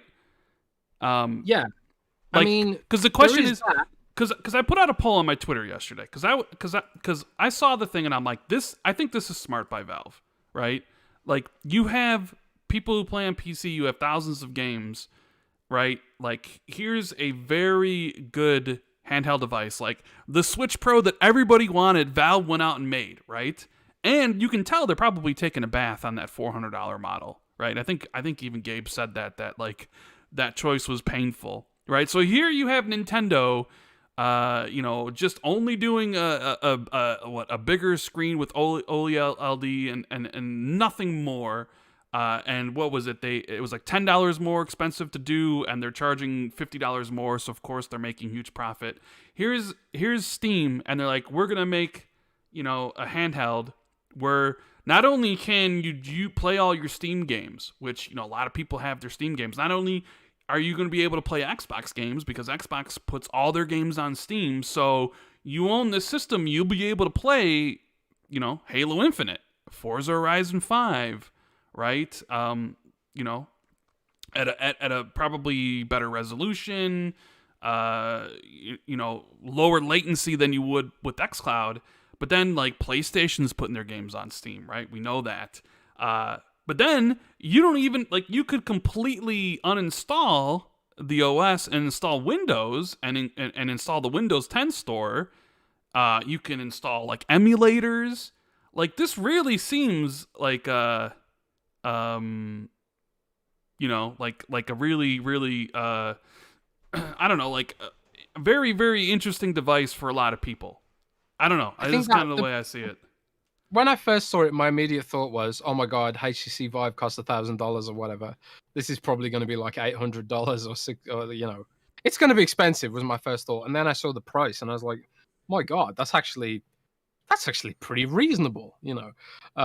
Especially considering Nintendo Switch made a Switch OLED, which cost them an extra $10 supposedly, and they're selling it at like $350. That's an absolute joke. Absolute joke. No changes except the OLED screen. Nintendo really do think their fans are dumb, and oh well, it seems like they've already sold out of them, so maybe I'm dumb. I don't know. But alas, it is what it is. And I think it'd be interesting to see how Microsoft plays this, because I do think Microsoft has to have a device that showcases xCloud at its best. Because I don't think touch controls are good enough. For most of the content that's on xCloud, touch controls are not good enough. Screen sizes on a mobile phone are not good enough. You need a 7-inch screen, and you need thumbsticks to play a lot of these games. I don't think like the Surface Duo, the dual screen Surface Duo where the touch controls are on the bottom display, I think that is the best solution maybe for Microsoft to double down on. But even that is kind of like, man, I don't know.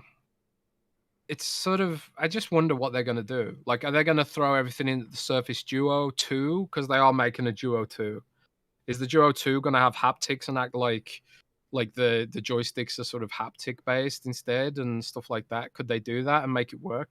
Will it have a bigger display? Stuff like that. Because, like I say, a lot of the games just aren't fun to play on a phone because of the text sizes, the way the controls handle with touch and all that sort of stuff. But I don't know. It's a cool device, and I think with the Stream Deck, I keep calling it the Stream Deck because I know, right? Because of Elgato, yeah. Yeah. So Elgato has the Stream Deck, and Valve has the Steam Deck. Anyway, I do think the Steam Deck is a cool device, cool tech, cool shake up of the industry potentially. Potentially, and yeah.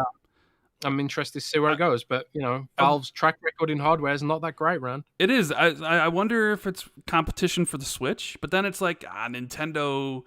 People just, I don't know. Like I don't.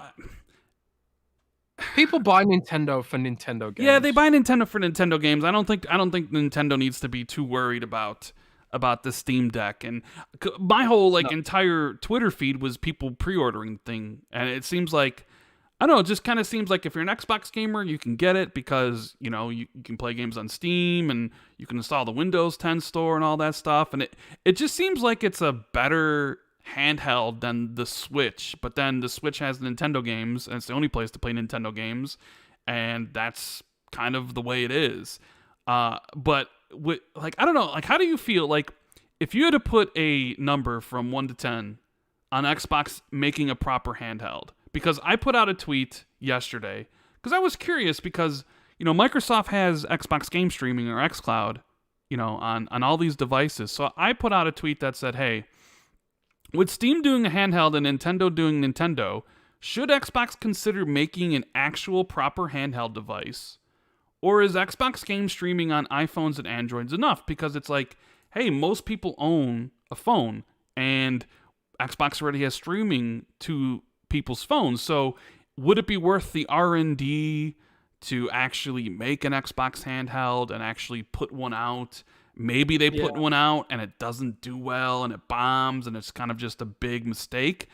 And it hurts the brand. Yeah, and I got 6,500 votes on this, and 58% said no, Xbox doesn't need one, and 41% said yes, Xbox should make one. And I thought it would be closer, and I actually thought it would be Xbox should make one because a lot of Xbox fans have been asking for a dedicated handheld. Yeah. But I do wonder in the sense that, hey, everybody owns an iPhone and everybody owns all these different things, and Xbox game streaming is on there. It's do you need a proper handheld? I mean, do you need a proper handheld now that Steam is in the game and you can essentially play all this Xbox games on it? So I don't know. It's interesting. On a scale of 1 to 10, Jez, how do you feel? Do you think in the next couple of years Xbox will release a proper handheld? 1 being absolutely not, no way. 10 being 100% they're going to release one. Where do you sit on that? Microsoft make a handheld. I don't think they will. Personally, okay. I think I'm going to rephrase that. I don't think they should. I think what I would prefer is that Microsoft collaborates with the Surface team to make the Surface Duo 2 or 3 the best possible gaming Android phone that it can be. Because I don't want to carry around 2 devices. I want one handheld device that can do everything, personally. I think the Steam Deck is great if you don't own a PC. You can think of it it's a budget, low power PC. It's a $400 PC that can run every game on Steam to some degree, supposedly. I doubt you're going to be playing Cyberpunk at max settings on this thing. But, with the advancements in artificial intelligence, resolution upscaling, and all that kind of stuff, who knows? It's exciting sort of tech. But I don't think it makes sense for Microsoft to make a device that's sort of dedicated to this when they have xCloud. I would rather see them. They can keep putting their games onto Steam to be used on the Steam Deck and make money on the Steam Deck that way. I would rather see Xbox and Surface collaborate on making the Surface Duo 2 or 3 the best handheld device for gaming it can be for xCloud. Surface Duo right now doesn't even have 5G. Like, how are you going to come out here and advertise Xbox Game Pass on the Surface Duo when it's only running 4G? You know what I mean? So I think, but like, when I play like Yakuza Like a Dragon on the Surface Duo, it's just great. And it's like, yeah, this is what I want. I want a single phone device that can do everything. Cloud stream gaming, for and Android phone stuff, you know. Um, but I think like that'll only happen if Xbox and Surface work together. The Surface team don't necessarily understand what gamers need, and like the Xbox team don't necessarily understand what, you know, Android users need. But like, well, frankly, Surface team doesn't understand what Android users need, considering the phone doesn't even have NFC and stuff like that. But like I say, it's the first version. I would like to see them double down on the Duo instead of try and make a dedicated Xbox handheld. That's what I think they should do. I don't think they need to make a dedicated Xbox handheld. Like, what would even run it? Would it run games natively? Like, why? Just Yeah, sell there's the that thing. question. It's like, would it run natively? Does it need an NVMe? Is it just going to be xCloud? I don't know. There's a lot of things they would need to parse through, but I don't know. It's Valve entering this space. It's definitely going to shake things up and be interesting. But like you said, their track record with hardware is not the best. It could be just a hardcore buying it, but it's definitely. I mean, I understand why people would want this. I know I've seen some people out there being like, "Oh, I see people clowning $70 games and how they wouldn't buy it." You know, suddenly buying $650 handhelds, but it's like, yo, that $650 handheld might give them access to literally their entire Steam library or Mm. emulators or a whole bunch of different things that a single $70 game that may or may not have a bunch of replayability doesn't. You know what I mean? And considering Yeah, like most of the $70 games I've played don't seem worth $70. I don't see the $10 increase. Like, you know what I mean? Like, it's just like, hey, look at like the sports games that are now 70, and all these different other games are now $10 more expensive, but when you play them, it's like, yeah, I'm not really seeing where the extra $10 went to. Like, these games should still be 60. It's, you know what I mean? So yeah. I don't know. It's this. I kind of agree with you. Like, I don't think Xbox should make a handheld, but if they do make a handheld, then they better make it sooner rather than later. You know? Yeah, I've kind of like I've changed my opinion on this a bit because I used to think like before I got my hands on a Surface Duo, I thought like, yeah, Xbox should make a handheld.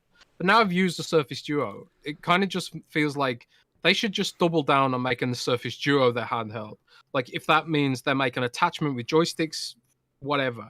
If that means like they use haptics to like virtual joysticks, fine. If it means they make a bigger screen or make it thicker or whatever, fine.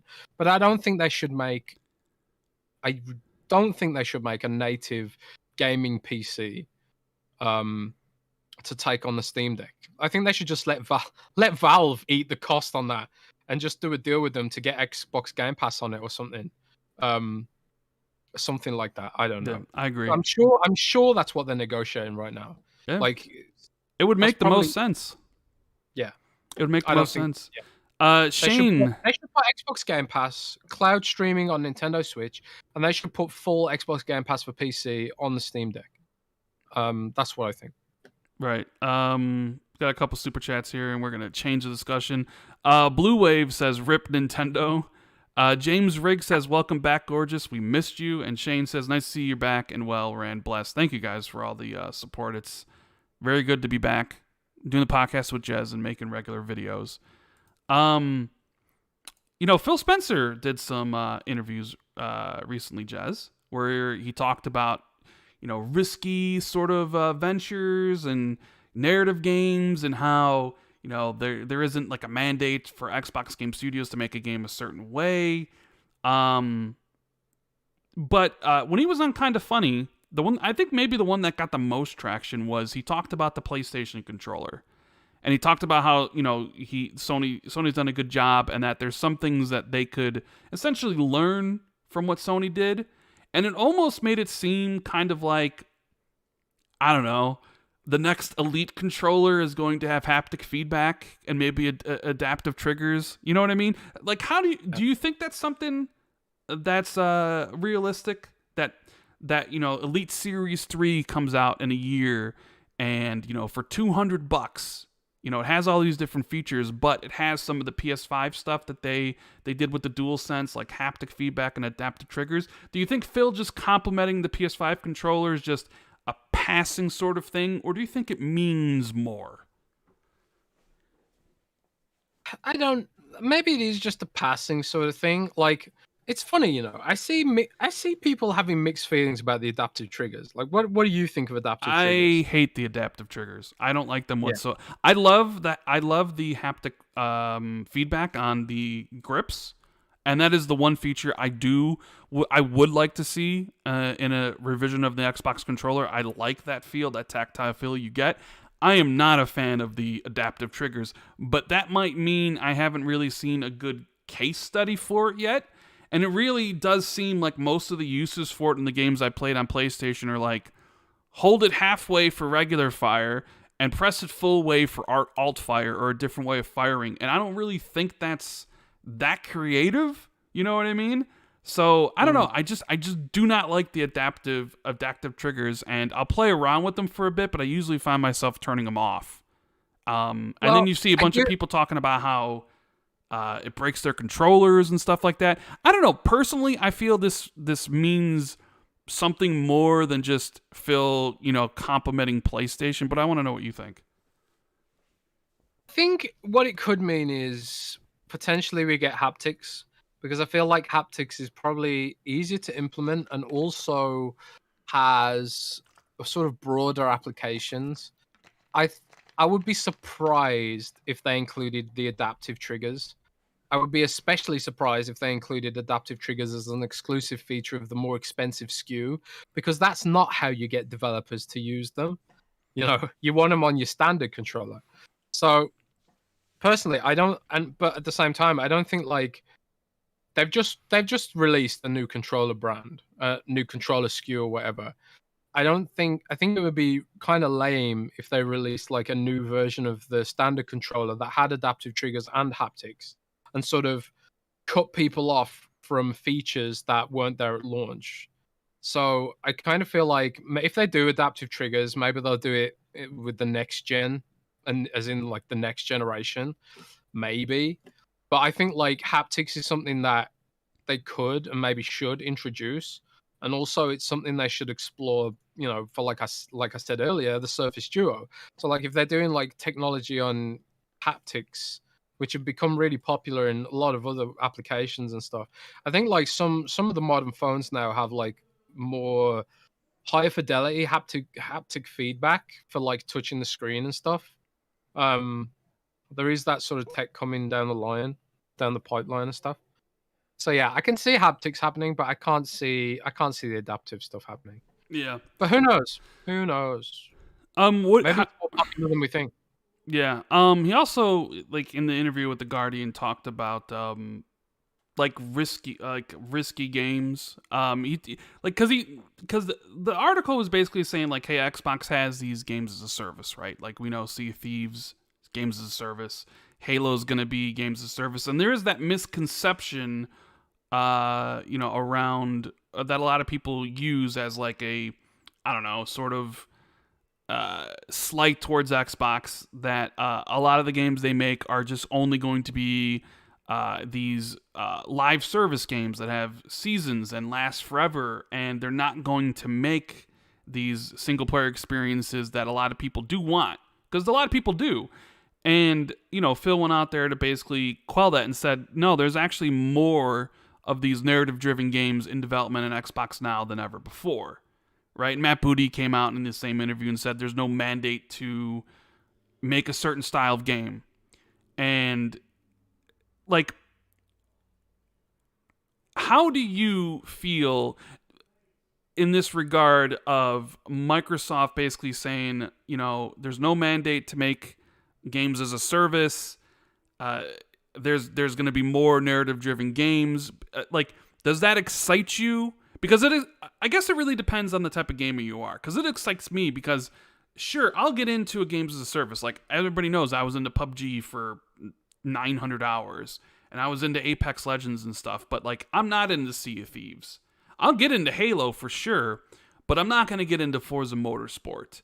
And sometimes when you see like a games as a service comes out, and if you're not into it, it kind of just doesn't exist to you. And because these games kind of release few and far between, like Apex Legends is always going to be Apex Legends, but if you're not interested in it, Apex Legends might not even really exist, right? To you. Same Yeah. thing with like Call of Duty Warzone. If it's not something you care about, it might as well not exist. So, I guess for you, like, are you more? Do you want more of the games as a service from Xbox, or are you looking forward to more of these risky narrative-driven games that Phil says are more in development now than ever before? I'm kind of like you, but my gaming habits evolve. Like my job disrupts what games I play often. Like I'll play games for work that I would never have played otherwise, and then be like, oh, I actually really enjoyed that, and then I like go off and explore like a whole genre and stuff like that. Like I always played Final Fantasy turn-based JRPGs, but I never bothered exploring like some of the other ones like Dragon Quest or and also I never bothered exploring the Yakuza series until I had to, like, as part of work. And then, like, I found that, hey, I actually do really enjoy these. So, um, I think, and honestly, Rand, I've spoken to people at Xbox about this because there is always this narrative that people look at what other corporations do. For example, Activision. They look what Activision does, and Activision, they make games as a service games almost entirely. Like it's very rare that Activision makes something that isn't a game as a service. Activision own King, who make Candy Crush, etc. They also own Blizzard, which make World of Warcraft, etc. Diablo 4, sorry, supposedly is always online, so that you can call that a game as a service. Overwatch is obviously a game as a service, etc., etc. And people look at what Activision is doing, and like the way, like, I mean, the most obvious example I can use is World of Warcraft, and I promise I'll Mm-hmm. be brief on this. But the way World of Warcraft has evolved over time is that they've added more time gating mechanics. They've added more of these like cliffhanger narrative elements to sort of try and keep you hanging on and keep you interested in the story. Nothing ever gets resolved in World of Warcraft, which is why a lot of fans are backlashing against it right now. Aren't a Like lot there's of fan, literally aren't a lot of fans leaving for Final Fantasy 14 too? yeah, because of the way they've handled it, and because of the way Activision has evolved the business model of World of Warcraft to make it a game as a service to try and retain users. They've lost sight of what makes you retain users. And Rand, that's having a good fucking That game. is true. They Yep. lost sight of this. So when they're obsessed looking at their spreadsheets, being like, "Oh yeah, we need more mechanics that drive player retention month over month, whatever," they forget that you actually need to have a good game underneath it. Which is why like people are really pissed at World of Warcraft because there's been this like 2-3 year storyline about this particular character, and it was supposed to get resolved with this patch, and it's still not resolved. It's still like, tune in next time, guys. We promise next patch you'll have some explanations for what's going on. So they made me not care about the story by catering to this model of play a game as a service, and also with the gear time gating, the randomness, the RNG. Like you can't just sort of you can't get things you want easily in World of Warcraft. I mean, it's always been the case in an MMO that like there's an element of randomness to getting the gear, but it's gotten so bad in World of Warcraft. I killed 40 bosses and didn't get a single upgrade for like 2 months, and I was like, I am done now. I am done with this. Like they're taking the piss now with this gear drought stuff. So because they want you to think like, oh, if we give them too much gear, they'll get bored and quit before we get them the new content out, right? So I think like if a company goes all in with this mentality that you have a game as a service because you want to drive Game Pass subscriptions, you'll eventually end up with a situation like World of Warcraft where people realize that you're taking the piss out of them. And I think like more than ever, people are afraid of this. People are super hyper aware of the fact that these games as a service, these mobile games too, which sort of have these time gating mechanics, like you can play for a few hours today and come back tomorrow, but hey, if you want to play some more today, give us some money, to try and create player retention or whatever. People are sort of, especially in the core, we're like more aware of this than ever, and have like this. And people who like dislike Xbox or whatever, they weaponize this fear. They weaponize this fear that to drive Game Pass subs, Microsoft needs to have relentless games as a service. But I disagree, and I've spoken to people at Microsoft about this fear. And Microsoft, thank God, Microsoft also disagrees. They don't see Xbox Game Pass as the only business for Xbox moving forward. They see it as part of a plurality of businesses. They still value retail. They still want to sell games at retail. Flight Simulator is coming out at retail. They still care about retail sales. They still care about making consoles. They've already talked about making the next Xbox Series X, Xbox Series X2 or whatever. They're already working on it. So for them, and this extends to Game Pass itself, they don't want to make games just for people who want games as a service. They want to make games for everyone. And, everyone has different tastes. And it's actually pretty split. Like there's people who primarily play RPGs, there's people who primarily play shooters, there's people who primarily play games as a service. And the way you get more subscribers and keep people happy is to cater to evolving tastes and plurality of tastes. Like, for example, like a game as a service game, that's not going to work for someone who's just had a baby, Well, that's what I was going to bring up. It's right, like you having a baby? Well, no. No, not that. Oh my God! Congratulations! And you know what Nick did in the chat? He said Rand smells, and now everybody in chat saying I smell, and smell like mayonnaise and stuff. He's mean. But no, I was saying like Xbox, like games as a service only appeals to a certain set of gamers, but they want Xbox Game Pass to appeal to everybody. They're obviously going for diversity. So like if you want to appeal to everybody, you need as many different types of games as you can possibly get, which means the multiplayer games, which means the indie games, but also means the single-player narrative-driven games, right? So if you want those people to subscribe to your service, you actually have to provide those games for your service, Like, yes, so indeed. It's like, you want the kid, like Phil's talked about having a kid's studio, right? Having more E-friendly content for Game Pass. And that they really should, because once you can sort of if you have a really creative kid game or a game for younger people, and then you get those kids asking their parents for Xbox or for Game Pass, that's kind of how it really begins, right? Yeah. So it's like you need every sort of thing. So I always found this idea, like you did, crazy, ridiculous, stupid, ill-founded, that all the games from Xbox's first party would strictly be games as a service, because it's like, that's not the type of game Obsidian's good at. That's not the type of game Ninja Theory's good at. That's not the type of game Double Fine is really good at. Or even some of the Bethesda studios like Arcane or, like id Software. Like, they make really, single-player focused experiences. So while it does make sense for Halo Infinite to be games as a service, and maybe even Forza Motorsport and stuff like that, it doesn't make sense for all the other developers they have. It doesn't make sense for Ninja Theory to come out and make a games as a service. Like, what is Ninja Theory good at? They're good at making, a narrative-driven cinematic experience. And that's what Hellblade 2 is going to be. Like, what is Obsidian good at? They're good at making single-player RPGs that you can play for a long-ass time. And that's what they're making with Avowed and Outer Worlds 2 and stuff like that.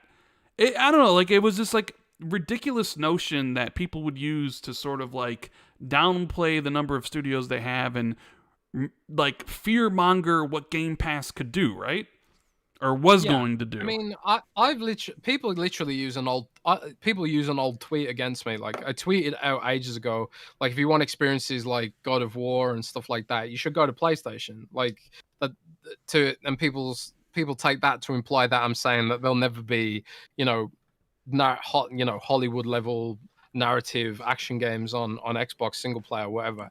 People take that to me, and I was saying that. And, for a time, I really did, to some degree, believe that was probably the case, that Microsoft would never, put the money where their mouth is and really fund these kind of experiences for us. And they've completely proven me wrong. Like Hellblade looks like it could become that single player narrative action game that everyone saying for years Xbox desperately needs. And Psychonauts 2 is a multiplat, to be fair, but it looks like it could be a sort of an answer to that question of Microsoft having a property that's accessible to people of all ages. I presume Psychonauts 3, if indeed they do make one, and I presume they probably will, I presume that'll be Xbox exclusive, right? There's an entire generation of people who grew up with Psychonauts, and they have a huge amount of nostalgia for it. Psychonauts 2 was crowdfunded by thousands of people who wanted to see that game come back. And Psychonauts 2 is not a game as a service in any way, shape, or form. And Psychonauts 3 won't be a game as a service in any way, shape, or form. Because that's not what Double Fine does. Microsoft's going to let these studios make what they make best. And for some of them, that's just not service games, some studios want to dabble in that stuff. Obsidian has their Grounded side project, and Ninja Theory had Bleeding Edge. Ninja Theory had Bleeding Edge, yep. Rest its gentle soul. Rest its soul, yeah. But that's not what currently in development. They got Project Mara and Hellblade 2, but I get it, yeah. Yeah, they tried, and I think like every developer thinks like, because at the end of the day, developers make games they want to play, and maybe like, I mean, I remember I interviewed Ronnie Tucker back in the day. I'm terrible at interviewing people, but it was super interesting. She was really great. She described how like she played, games like League of Legends and Heroes of the Storm, and she wanted to make a MOBA and stuff like that, and it was a dream to make a MOBA, and then like because of Ninja Theory's experience making hack and slash games, it sort of evolved from being a MOBA to being sort of like a battle arena kind of game and stuff like that. And and it didn't do that well, and they dropped off it because it didn't resonate or whatever. But I honestly had quite a lot of fun with that game. Like mind controlling people into the slime with the snake dude was absolutely hilarious. Like I got a bunch of montages up on well, that was also a game that was in production before Xbox acquired them anyways. I don't think Xbox would be like, you know what, Ninja Theory, you make a multiplayer game. But shout out to the Blue Wave for becoming the newest member of the channel. Really appreciate it. All the support. Enjoy the emotes and stuff. But yeah, I don't know. Like, it's just one of these things, Jez, that I don't know, constantly needs to be said because people constantly fearmonger Game Pass and how it's going to do stuff. But another thing Phil talked about was acquisitions, which is always a topic people want to talk about, right? I get asked this all the time. I know you get asked this all the time. Last podcast, we did... I don't know if we broke news, but once again, you say, hey, I got documents... that I do have documents. Well, and I've seen them, so yes, they are real. About like, hey, at some point, Warner Brothers was considering maybe selling NetherRealm and Traveler's Tales. Who knows if they're going to? Who knows if Xbox is involved? Blah blah blah blah blah blah blah. And did you like that report? Because people reported on that. People wrote articles as they always do, and once again, it's always.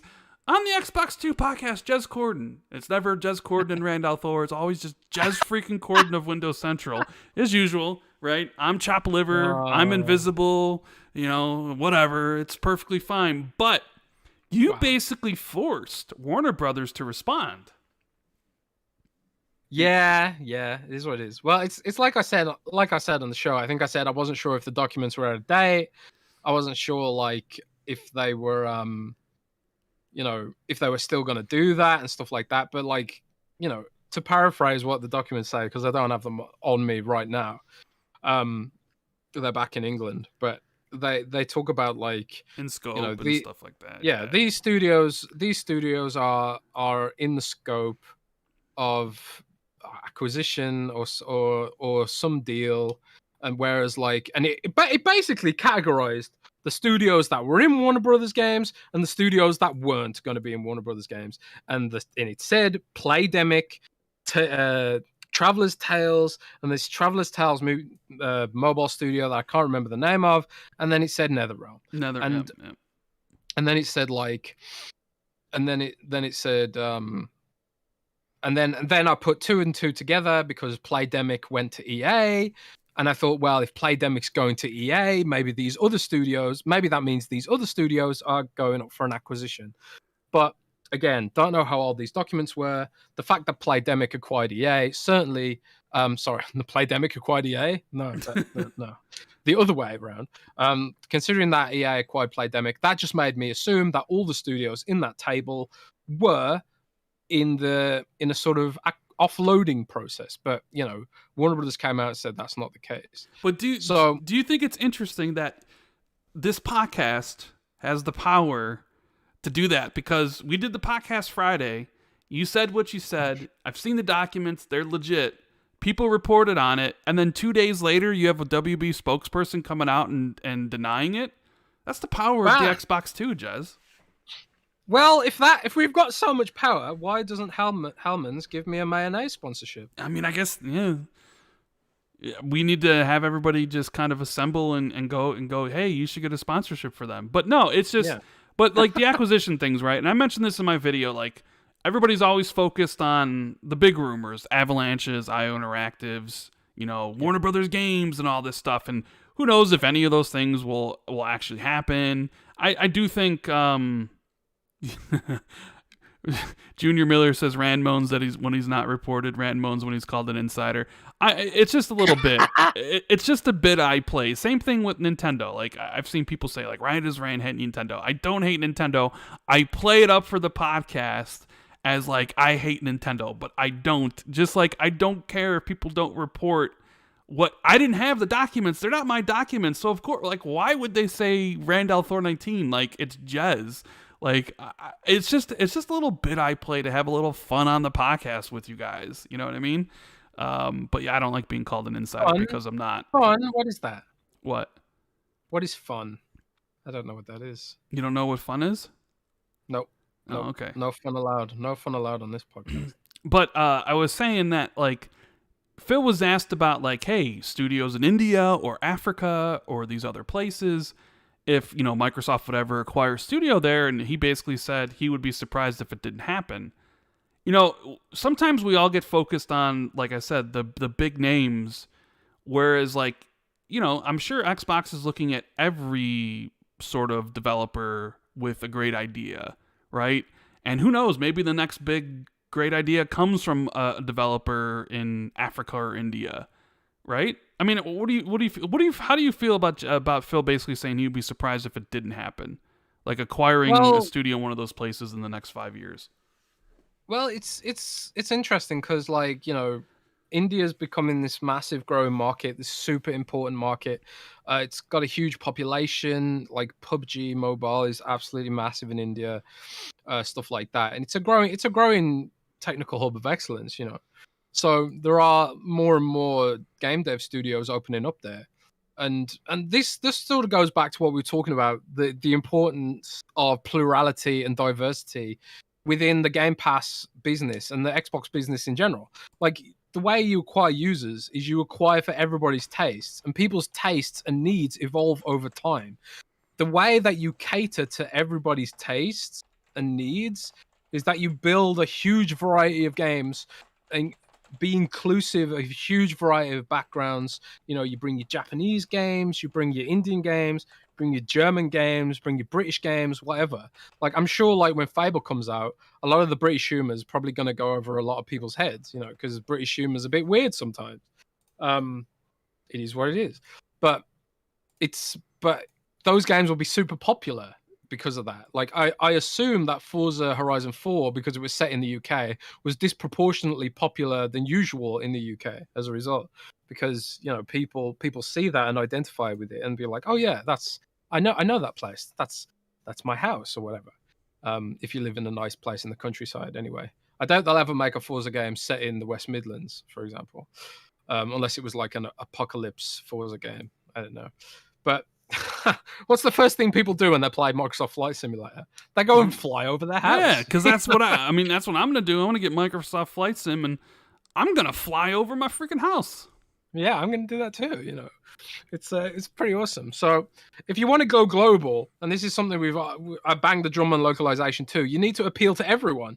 You need to have games that cater to every taste, every time span that people have to game. Like someone one day could go from being a hardcore MMO player to being like, oh, I've only got an hour to play a day because of a change in job, because they've had a kid or whatever, you know.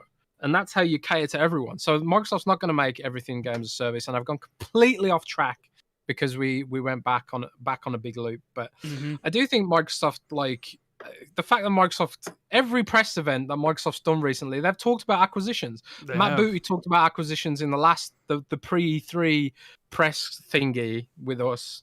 Matt Booty specifically talked about acquisitions in the investors call, which I wasn't supposed to see. He talked about the analyst call, which I wasn't supposed to see. He talked about acquisitions there, you know. And now they're talking about acquisitions again in this new wave of press interviews.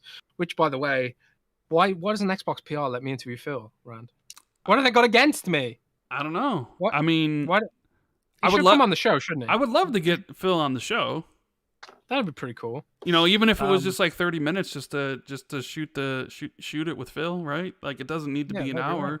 I mean, I get it, like kind of funny. You know, The Guardian, all these places are way bigger and stuff, but you know, right. I think it would be great if Phil did a community podcast, right? Community with little old us. Yeah, that'd with little old us. Yep.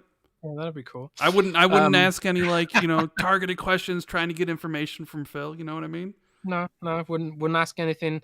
I might ask him about mayonnaise though. Nah, we definitely would have to ask him. And ask him about Kardashians as well. Yeah, Kardashians and mayonnaise. Those are the kind of hard-hitting questions you'll get on this podcast. That's for sure. But anyway, I have no idea when the next acquisitions will come. Like Special Ed knows. I mean, he does know that this is shrimp stuff. You know, he knows all about the shrimp. Shrimp with 26 legs, with 23 acquisition studios. Season. Yeah. What did he say? Acquisition season? Yeah, but he didn't say it just meant Xbox, so it could mean, Is that back? I don't. That does sound like a backtrack.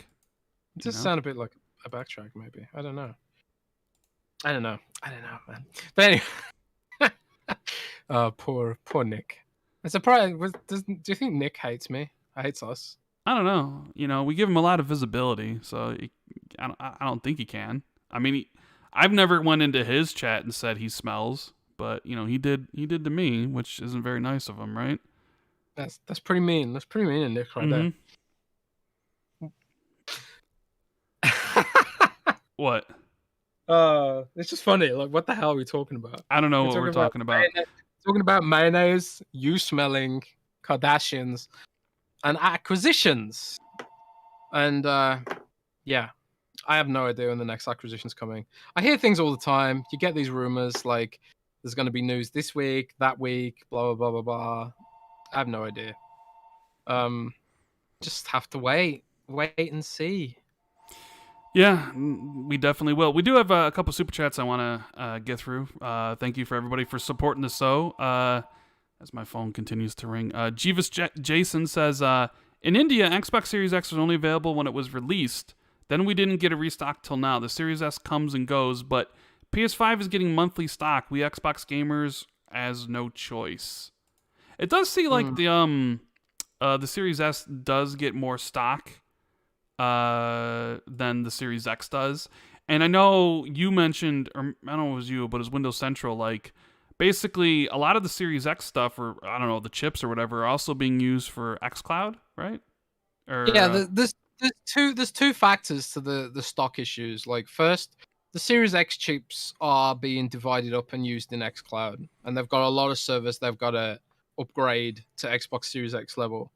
In addition to that, the silicon for the Series S is easier to get.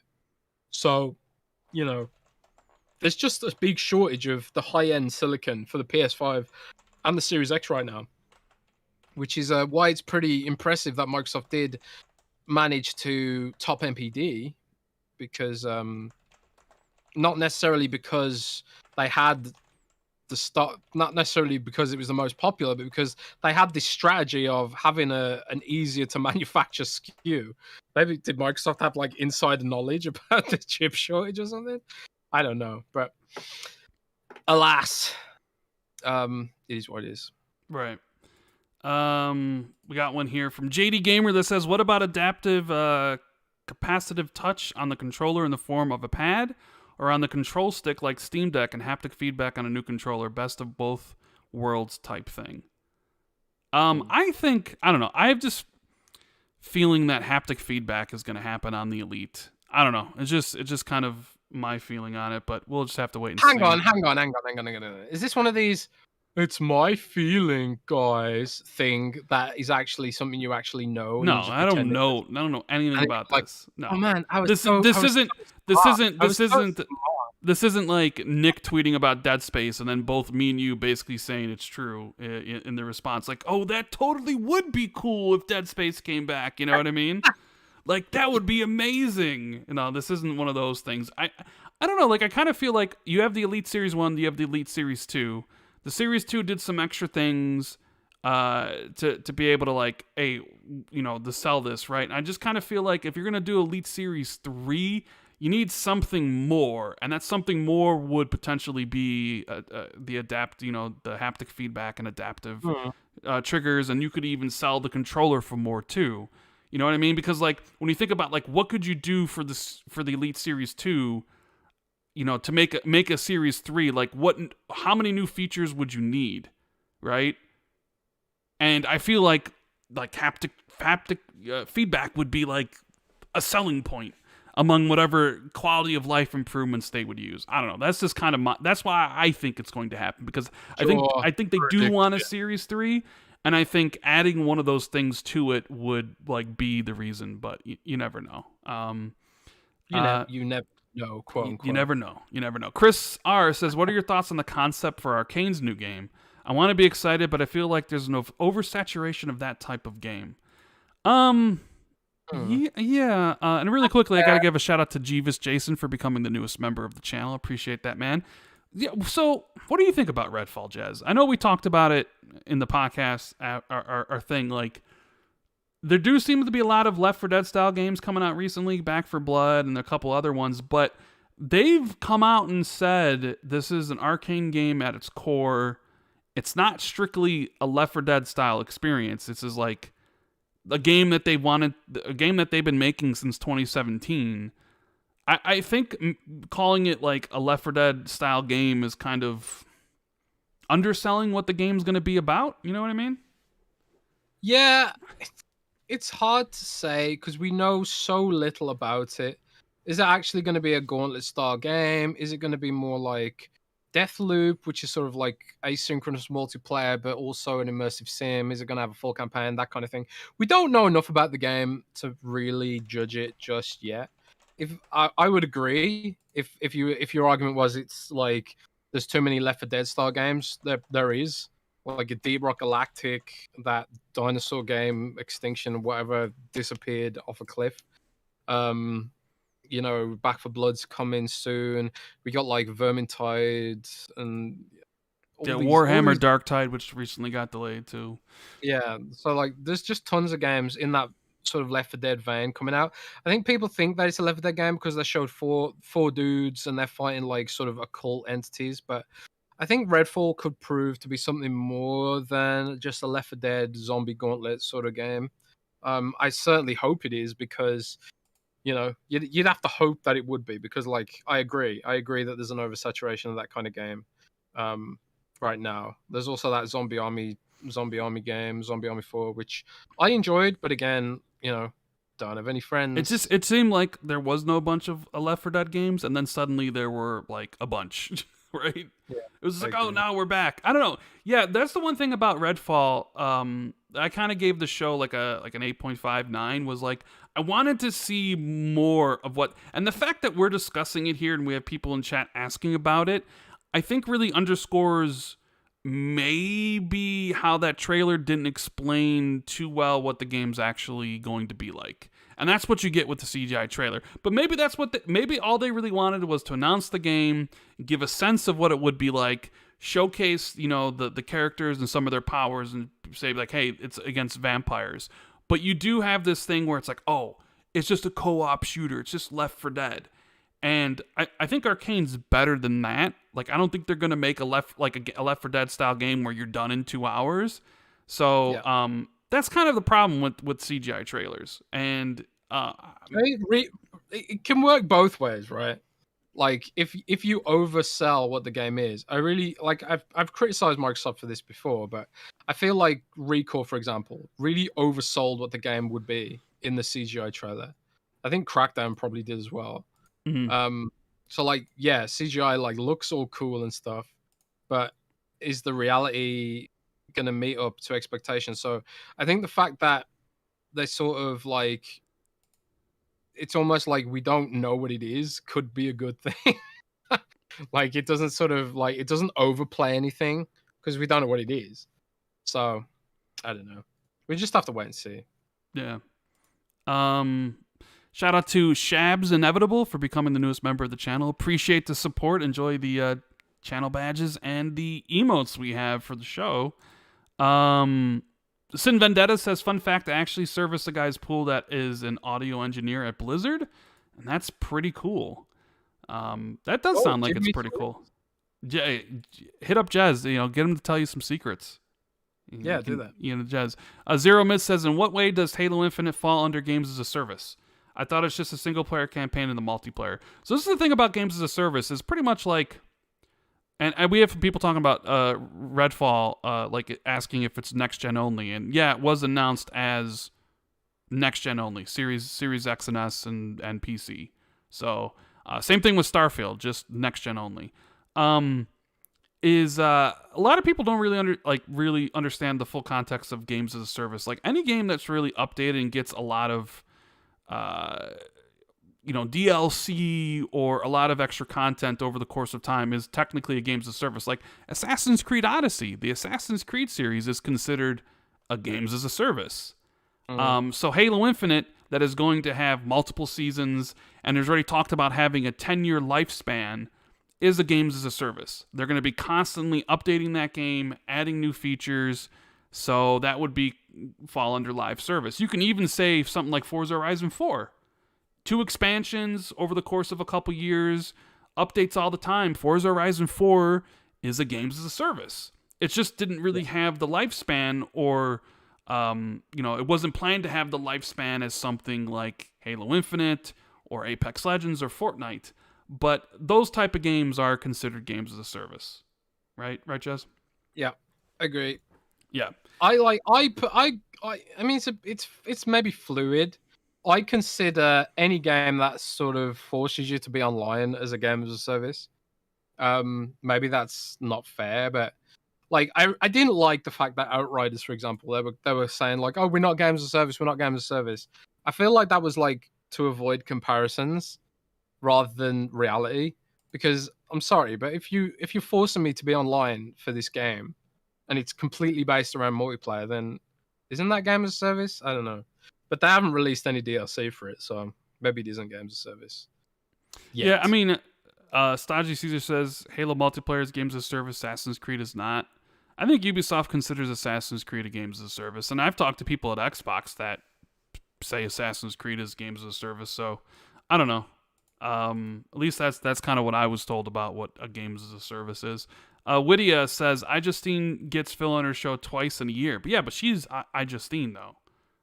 People know who she is, and people know who Greg Miller and Kinda Funny are. You know what I mean? Are you saying that we're unimportant? Are we chopping them around? We are unimportant, unfortunately. Yeah. Oh man. Oh man. Oh well. Yeah. Anyways, there was a topic that came up this past week that I wanted to really talk about, and we can talk about it really quickly because it is kind of controversial, and we know Jez doesn't like controversial things, right? No, I don't. The whole invincibility discussion surrounding Psychonauts 2, the easy mode stuff. Yeah. How do you feel about that? Like, because you want me to go first? I don't know. Yeah, go on if you want. If you've got thoughts on it. Yeah, like so Psychonauts 2 tweeted out that their game's going to have an invincibility mode, and that if you beat the game using it, they say like we consider you beating the game. There was people that were really in support of that, being like, yeah, accessibility, stuff like that. And other people were like, this is bull. And it just kind of brought up the whole discussion about easy modes and stuff like that. And I don't know, I kind of feel like whatever the developer decides for their game and their vision for it, I'm always 100% behind. Like, you look at the From Software games and their difficulty setting, and there's always that discussion that comes up with those games about adding an easy mode or adding some sort of, like an easier setting for people. And it's going to come up in January when Elden Ring releases. You already know it. I can already see the articles being written. Like, should the game have, an easy mode so people who have disabilities or people who just aren't that good at the game or don't have time to really understand the game's mechanics and stuff like that, like they want to enjoy the story and the visuals and all that sort of stuff, and I get it, right? And the counter argument to that is like, oh, well, if you make it easy, then anybody can play it. And a lot of people use the Dark Souls games, and you know this, Jez, as a barometer for their gamer cred, right?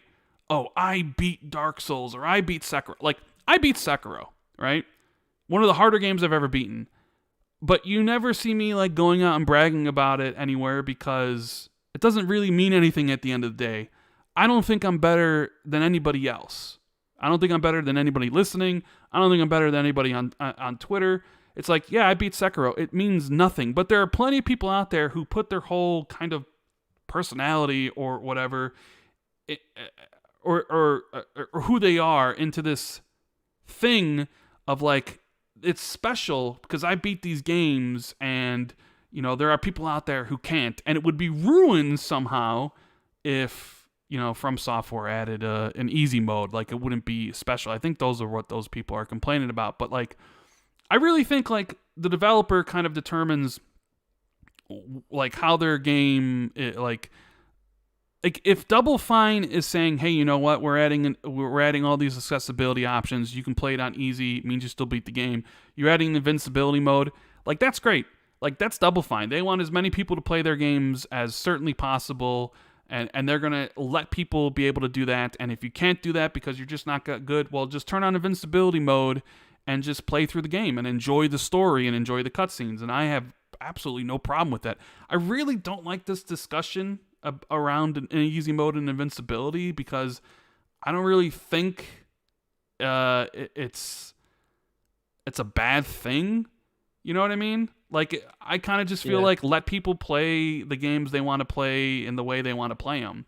But I also will say, like, if a developer doesn't want to add an easy mode or doesn't want to add those things, then I'm 100% behind them too.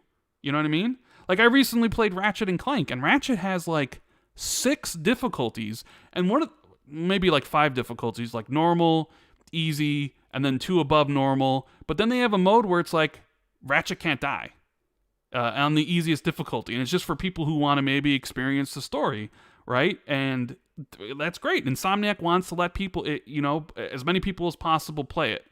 But I guess also where this comes in the thing is like reviewers for IGN or reviewers for this whatever websites. You've seen some of them come out and be like, I've only those game reviewers. Well, like, I only play games on easy and I review it. And I don't know, there's a lot of nuance when it comes to this discussion. Like, personally, I don't care what difficulty you play the game on. If you're coming in here and bragging that you beat the Dark Souls games, it's not going to make me think any more of you. And if you come in here and saying you're not good enough to beat those games, it's not going to make me think any less of you. Because who really cares at the end of the day? Someone says you call yourself the man with the million, though, and I'm like, that's true, but that's just because I have a million gamer score. And trust me, I played a lot of easy games. Not all of them were super difficult. There were some super difficult ones, but there are also a lot of easy ones. So, like Barbie's Horse Adventures. Yeah, like those games. I don't know, like, it's just, every single time this stuff gets brought up, it really brings out, like, the worst in people. There's the camp that's like, play the games how you want, and then the camps that, like, easy mode shouldn't be in anything, invincibility is ruining games and stuff like that. And I don't know, like, I don't understand why it's that big of a especially for a game like Psychonauts. Like, who cares? It's Psychonauts, right? Hey, when I was a kid, all games had an invincibility mode. It Yeah. was called cheats. When I was Hello? grown up, like most games you couldn't even save your game, and if you couldn't beat the game without dying, you had to start from the beginning. You know what I mean? But Like, they often had these super hard games back in the day. They often had cheat codes. Like developers have put them in to help them test the game, and then just leave them in, and it became a whole thing. Cheats. Like I remember when I was a kid, play Grand Theft Auto like Vice City or whatever it was. Was it Grand Theft Auto 3 or Vice City? I don't know. Probably both of them had cheats. But one of those games had cheats. And like I just sort of like pray through the story for a bit and then get bored. And then I'd spawn a tank. And just go driving around, running people over. Like aren't mods for like PC mods cheats too? Like you can get mods that do all kinds of things in games and stuff.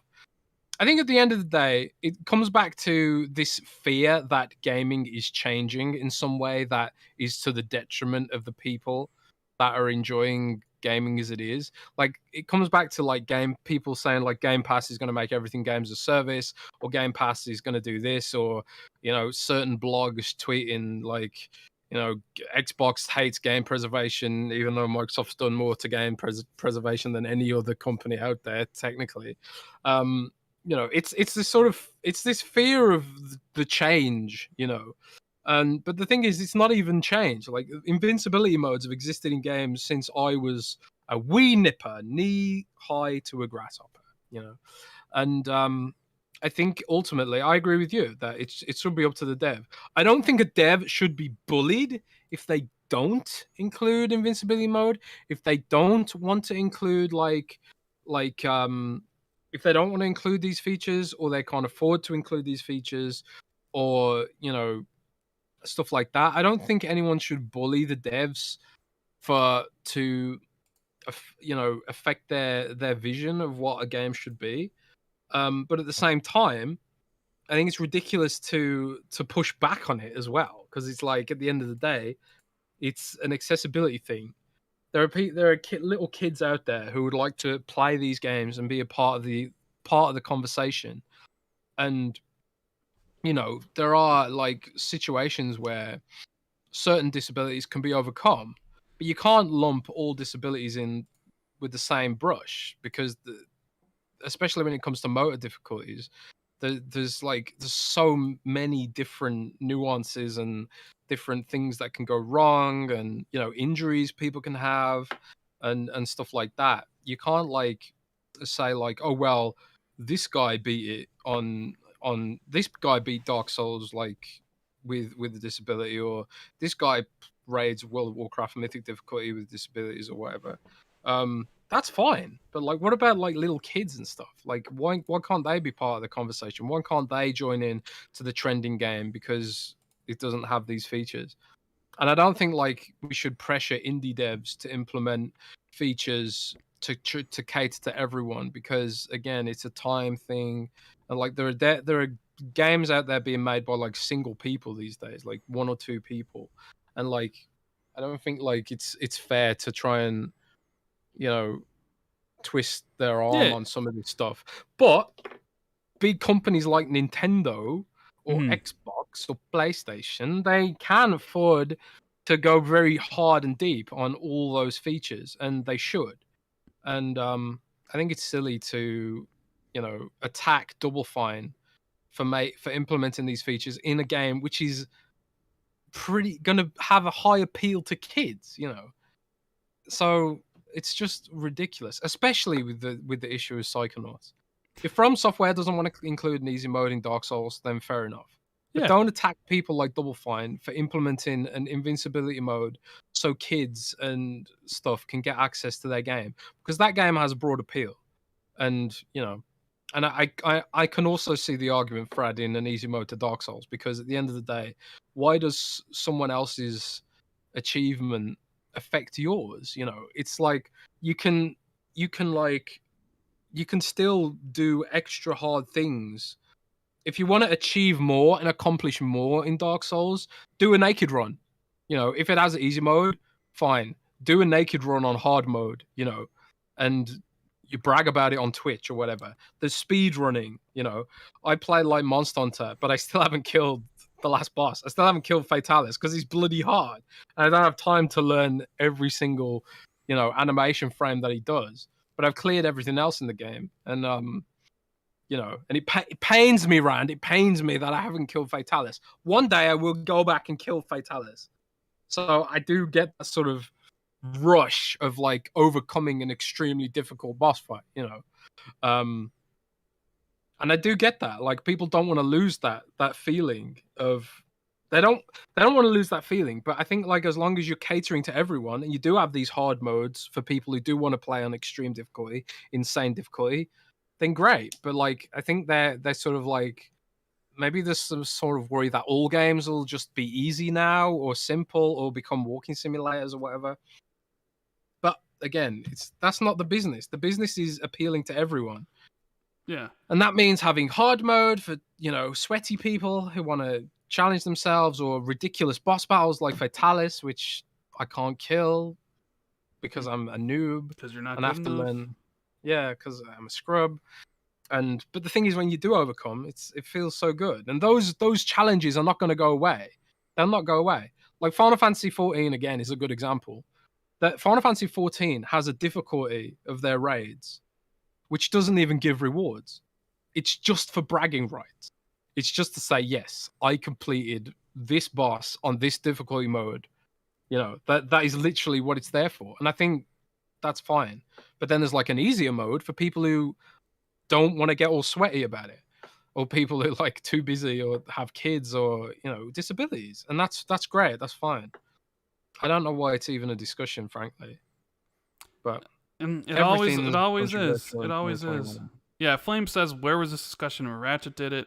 And Isylar says, I wonder how everybody survived the 90s. Games were so much harder back then. I am selfish, so serious needs to be hard. Yeah, I don't know. This conversation always comes up, and it'll come up again in January when Elden Ring comes out. I guarantee it. I absolutely guarantee it. If Elden Ring doesn't have an easy mode, you're going to see articles about it and stuff like that. I don't know. I don't really care at all. Like there is some satisfaction in beating something difficult that you do get, but I understand, like, you know, someone who has a disability or someone who just wants to experience like the ambiance of those games, being wanting to play it and stuff, and it's like, you know, letting an easy mode for people to play through it doesn't affect like me beating it on normal or hard if I wanted to. You know what I mean? So Yeah. I don't know.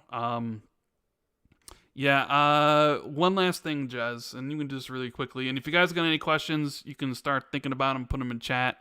Netflix is getting into gaming. Netflix coming into gaming. Maybe, you know, they I think they said they brought in like a Facebook VR person to run it, and Bloomberg is reporting that it's supposed to launch like within this year or maybe early next year, that there's going to be no increase in costs to whatever. And I'm just trying to understand like what type of gaming it's going to be. Like, are we going to see the FIFAs, the Maddens, the Call of Duties on this? Is it going to be more like casual games or something that competes with, you know, Apple Arcade, like phone style games? Like, if they offer games like that, like how's that going to work on the Xbox app or the PlayStation app or the iOS app, since iOS doesn't allow Xbox? Like, all these different things kind of come to my mind about Netflix getting into gaming, because Netflix is huge, 200 million subscribers. You know, there's even some data mining thing that suggests there might be some sort of Netflix and PlayStation partnership potentially. What do you think about Netflix getting into gaming, Jez? It's really interesting. I mean, it's the obvious next step for Netflix. They've noticed that gaming. Oh, actually, people actually like gaming. It's a big deal. Like, it's really funny watching the mainstream media get confused about gaming, and they still do it, and they'll keep doing it because they are stupid. But you know, that's a complete other discussion. But I guess we need to hear more about it. Like, what are they going to do? Are they going to offer games at retail? Are they going to offer streaming games? Is Amazon Web Services going to provide the backend for that? Is that going to make it like business viable? Are they going to have all these extra overheads? There's so many unanswered questions here that I'm sort of like, I don't know, man. Is this is this just one of them Stadia things where they're gonna give it a go and then give up or whatever? They must have seen like because they've done like licensed things for Stranger Things on games and stuff like that, and they've been getting big into video game properties for Netflix stuff. Then if you saw they announced the Monster Hunter movie the other day, did you see this, Rand? Yeah. I did see that actually. Yeah, so they've got the Dragon's Dogma TV show, which is so random to me. But yeah, they have like a bunch of gaming stuff they've been doing across the board, and I guess we just have to wait and see. I'm sort of like I'm most interested about is this going to be a retail play? Are you going to be able to buy a game through the Netflix app, play it whenever you want, and then stream it or whatever? Is this going to be like I don't know? They partner with Sony, which is one of the rumors. They partner up with Sony and just feed PlayStation Now, or are they just going to like offer Sony's games exclusively in their streaming service? It's really interesting, but we don't really know enough right now to pass full judgment, I guess. But I don't know. It could be a threat to xCloud, but at the same time, maybe not, because again, we talk about this whole thing like Netflix has to pay Amazon for all their servers. Streaming games is not cheap, and yes, they have a huge subscriber base, all paying them a lot of money. But you start licensing games, you start streaming them, overheads, and it all becomes very expensive very quickly. Especially if you start trying to develop your own games. But I think what is sorry, I was just going to say, like, to round it off, what is apparent is that big companies are noticing the importance of gaming, yes, they and are. they're all trying to figure out what their place is in that. I think Netflix could be, obviously, if done right. That's the big caveat. We don't know what their play is, but like I think Netflix could shake it up more than Google or Amazon could with Luna or Stadia. I mean, Netflix has the Maybe. visibility. Netflix is literally everywhere. If they just add games and your current sub, but it's just like I don't know what type of games is it going to be. Like, is it just going to be streamed? Can you buy them? Like, there's too much we don't know about it. But I'm sure a lot of people are probably very interested. Like Phil, PlayStation, like they're probably very interested in seeing. Okay, when they talk about Game Pass, they talk about being the Netflix of gaming. But now Netflix is actually getting into gaming. So Actually, where this does present a threat in my mind is that, ironically, when Microsoft said we're going to be a TV company and have entertainment properties and stuff, everyone was mad about it. But that could actually be the problem. Is that another company comes along, they offer games as well as entertainment, and then Microsoft finds themselves in a position where like they've only got games and they don't have the entertainment portion of that. I think that is a potential issue. But at the same time, I also kind of feel like I use Netflix for TV shows and stuff. I don't really see me playing games through Netflix or whatever. But could be wrong. We'll have to just wait and see, I think. We just have to wait and see how that's gonna pan out. Whittia says, "Are you going to play at that store or that store?" Absolutely, I'm gonna definitely play it. Jez, you gonna? Well, you've already played it. You have a preview up of it, right? Yeah, I played Death's Door. It's absolutely stunning. I'm going to review Death's Door, so stay tuned for that. Yeah, it comes out next week. I'll definitely be playing. Isyler says, "The Last of Us and other PlayStation games have amazing disability options, which are basically invincibility modes. I stand behind that stuff like 100%. I absolutely agree. Last of Us, Ratchet, a lot of these games, a lot of Xbox games also have great accessibility features." Paul says, "Steam Deck is still taking pre-orders, but I did get the 512 gigabyte, but won't be released till Q2 of 2022. Yeah, I don't know. The Netflix thing, it's like, are they actually going to make games? Like, are they going to build studios to make stuff, or what type of games they're going to make? We'll have to wait and see. And Drummond says, "Hey, Rand, glad you're feeling better, my man. Welcome back. We missed you." Thank you, man. It's good to see the response from people that are, really excited to see me back and happy and stuff. So, being healthy, really, like that was, seeing when I was sick and I would get on the computer and, see the messages and stuff, that actually did make me feel better. And I was feeling pretty crappy.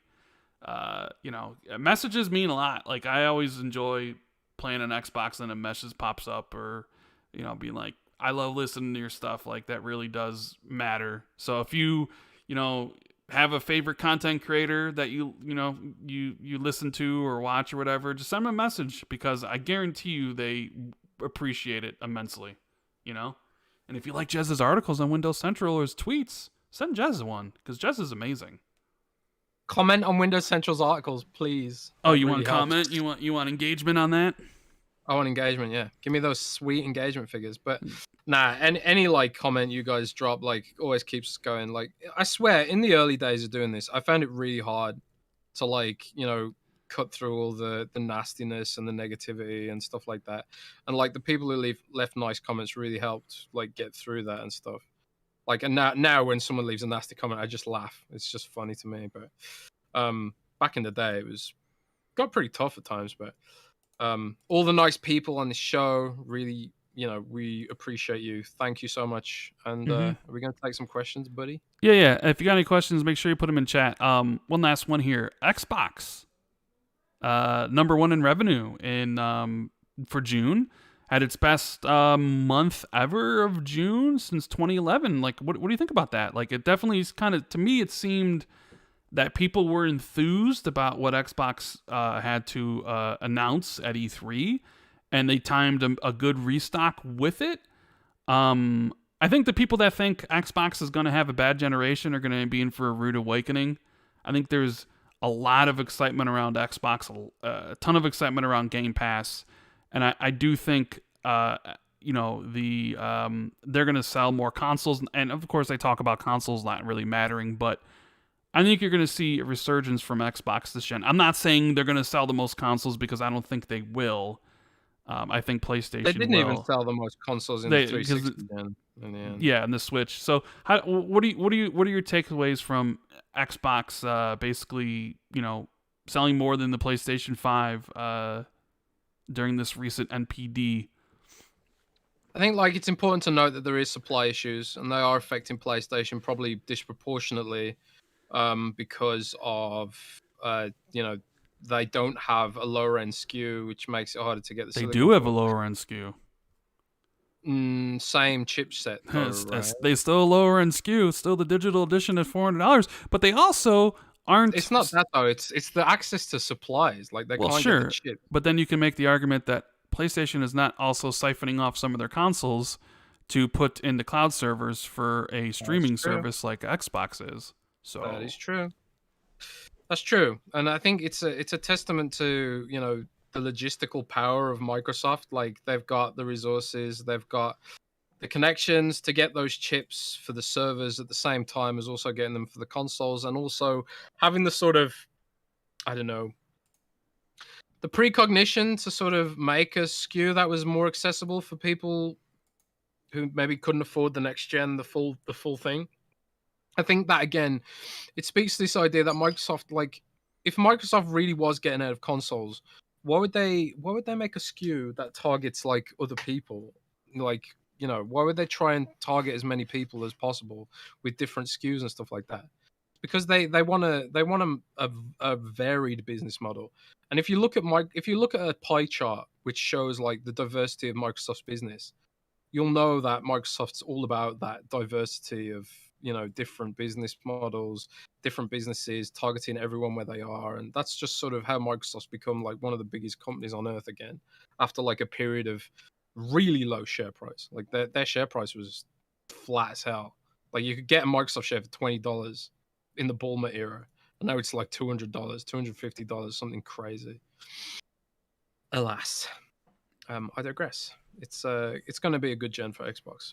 Indeed. Certified 100% says maybe Microsoft needs to buy Discover and get HBO Max and WB movies and games to make a part of Game Pass. And Sin Vendetta says, hey Jez, it's been a few months since I last inquired about this, and I know you said you downloaded it on Steam, but did you ever get a chance to play Salt and Sanctuary? It's funny. Like I was literally thinking about that the other day. I saw Salt and Sanctuary like in a tweet or something. And I thought, man, I really want to play that. But I haven't got around to it. I'm playing so many games for work right now. It's sort of become this sort of busy era again. and it's on my to-do list, I guess.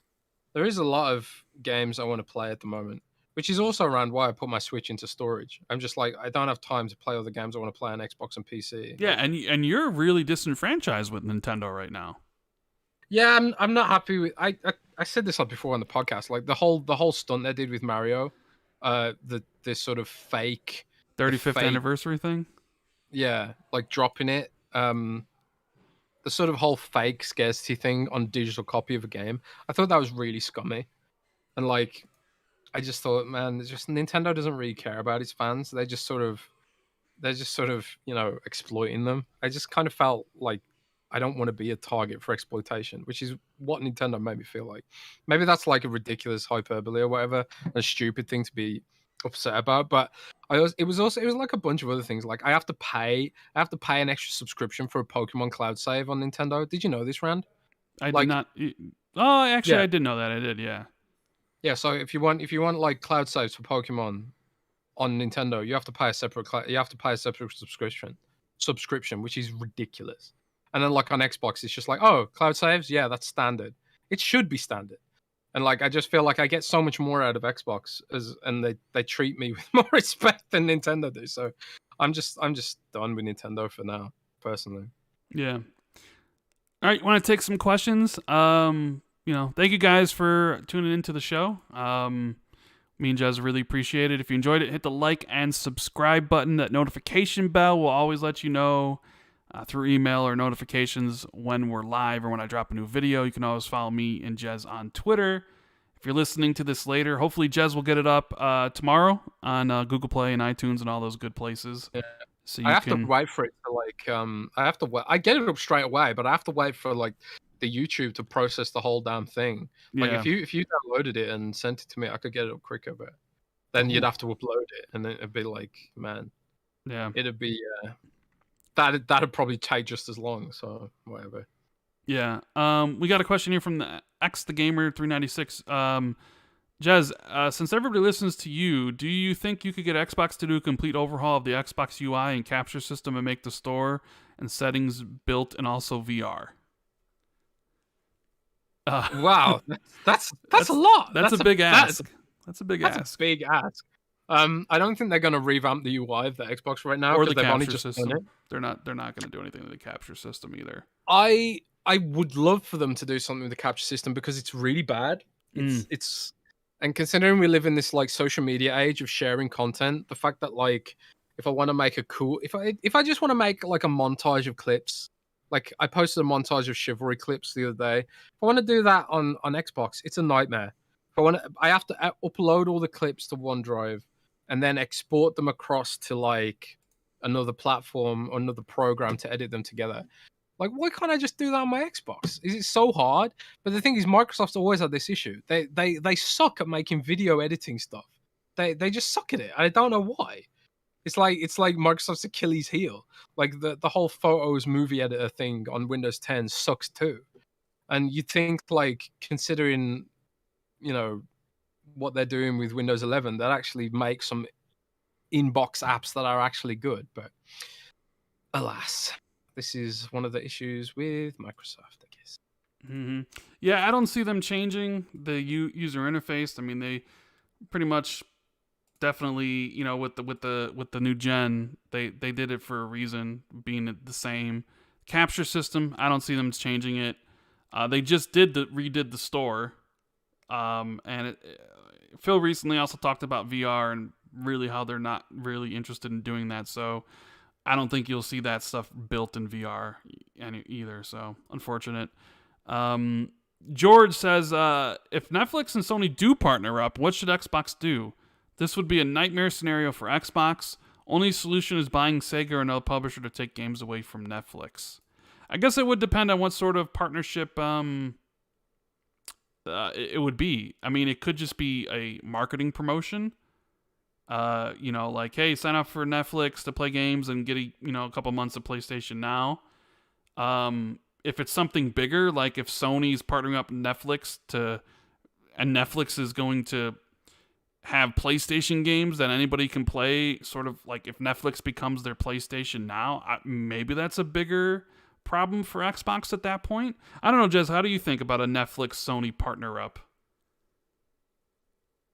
Uh, Man, we talked about this a bit before. It's like, are they gonna like let people buy them outright and stream them over PlayStation Now, kind of like Stadia? Because right now with PlayStation Now, you have to subscribe. You can't play the games that you own through PlayStation Now. Similar thingy, man. You can tell I'm getting tired. Mm-hmm. Um, it's the same on Xbox. Like you can't play the games you own through xCloud. You have to be a subscriber. Whereas Stadia does it a bit different. It's like instead of subscribing, you can buy the game outright and then stream it, and then like you pay for Stadia the subscription for something else, I think, or for 4K or something. I can't. Maybe I'm wrong about that. Um, but we just have to wait and see. Yeah, I'm not Like, really sure. I'm not really sure. Like the solution is just buying another publisher. I don't know.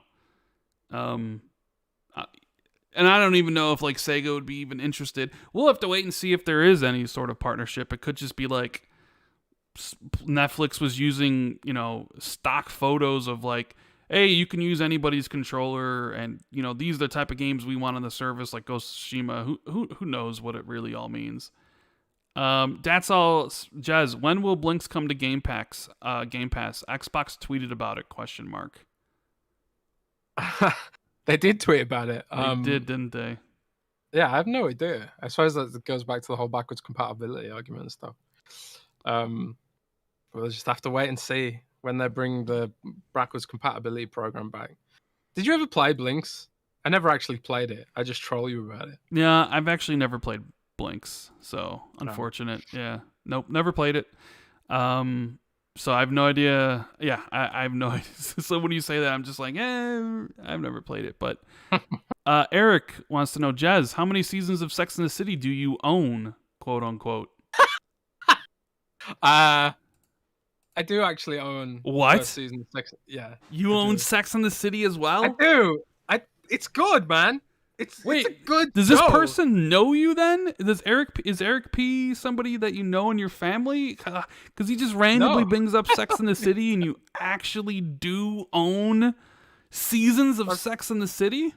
Well, Sex and the City. So I suppose like there is some vague crossover with Kardashians because it's about socialites and stuff like that.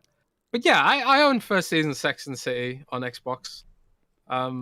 It's a good show, man. Have you ever seen it? No, I've never seen an episode. I've never. Harry and Samantha and the girl. I know what it is and I know who's in it, but I've never seen an an episode of the show. I'm sorry, Jez. You and the what? Okay, you want to get any sort of other things out here about the type of shows you watch? Keeping Up with the Kardashians, Sex and the City. Is there another good show, man? What the hell? It's a very popular show. They made like 2 movies. I know it's popular. I know. I just didn't expect you to own these sort of things, but hey. Well, this is why I'm pissed, Rand, that I can't get Xbox movies and TV on my phone. Yeah, because you want to watch them on your phone. Take them with you. I get it. It works on my what's funny? I could take my old Windows phone and watch them on that because they do work on Windows 10 Mobile. But there's no app for Android and iOS. It's really depressing. It makes me really sad. Interesting. Oh well. Jay Mondo says, doesn't Netflix run from Amazon servers? Yes, it does. Yes, they do. Which is also interestingly and confusing. Like if Netflix is partnering with Sony, does that mean Netflix is going to use Sony's PlayStation Now servers to serve games? But if that was the case, why wouldn't PlayStation just do it themselves? What? There's already a PlayStation Now app. Why do they need Netflix? And you could say maybe it's like a co-marketing thing. Maybe like Netflix offers the games to buy outright. But then if they do that, Netflix has to give a cut to Apple. And also, Apple has a rule that streaming services can't offer games. Games have to exist as a singular SKU. So that opens another can of worms. Is Microsoft going to sue for anti-competition if Netflix gets that privilege and Microsoft doesn't? Because Microsoft right now, they have to offer Xbox Game Pass through the web. which works pretty well. Like I tried Xbox Game Pass on my iPad Mini, which I own recently, and it works really well through the web browser. It works perfectly actually, but you'd still rather have a native app in a perfect world. But Apple's anti-competitive, and they suck, and they're a terrible company, and all their devices suck. And Rand, buy an Android phone. Maybe I will next time. Maybe I will. Ken McDowell says, I just don't understand people constantly calling for Microsoft to buy all these Japanese studios. What makes people think these large studios are interested in being acquired? Seems like they're doing fine. I think people just want Microsoft to have a Japanese presence. But I do agree with you, though, Ken. The acquisition talk gets old after a bit, right? I mean, Microsoft went from 5 studios to 23 studios in the span of, 3 years?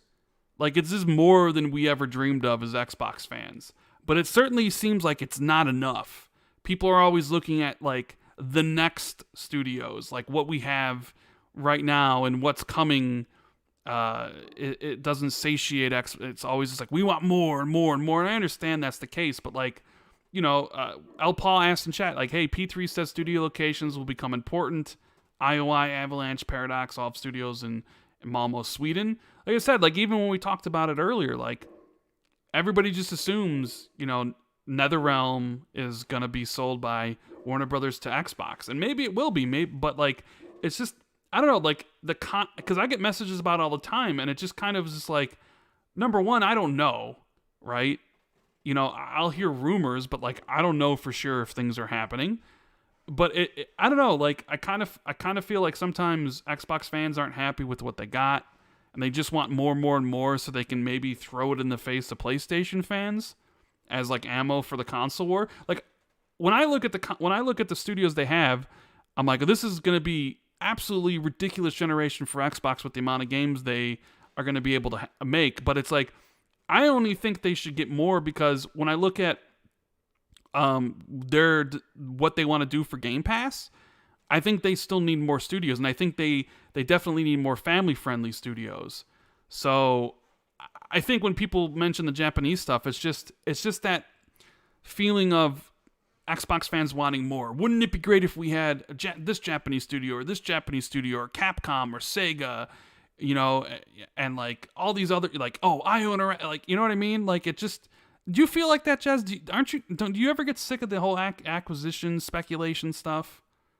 Yeah, I'm tired of it. Like I get it, and it's exciting and fun and stuff, and I want to know too, because I get loads of traffic. Yeah, because you're gonna get a lot of clicks on that stuff. Yeah, but at the same time, it is exhausting.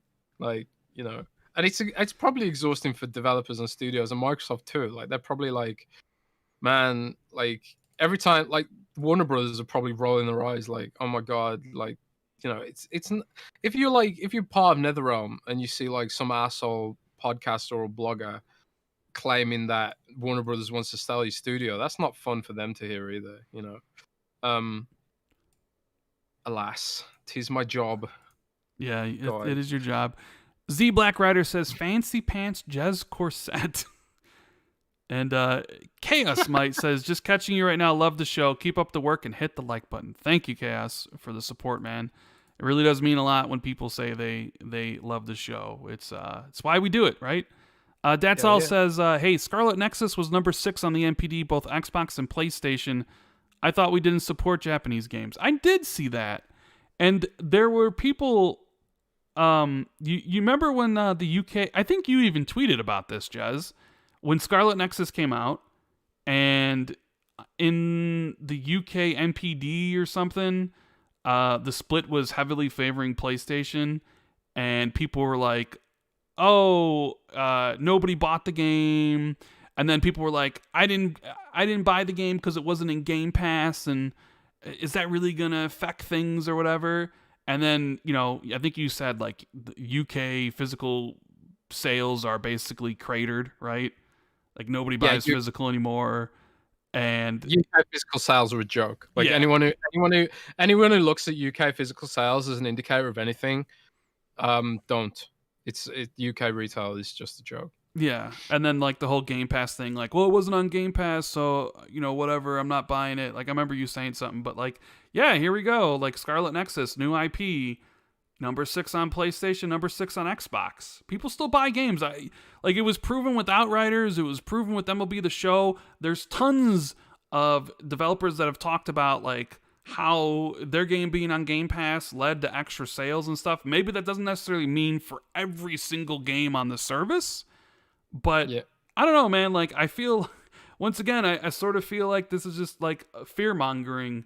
Like, I'm not buying the game because it's not on Game Pass means everybody's not going to buy the game. But, like, people still want to buy their games. I mean, it's proven over and over again. It's just that there's also a segment of people that want to subscribe to something and get their games. And I just love them people bring up the UK stuff like it actually matters. And like, oh, well, Xbox is dying because nobody bought a physical version of a game in, the UK. It's like, that doesn't mean shit. So I don't know.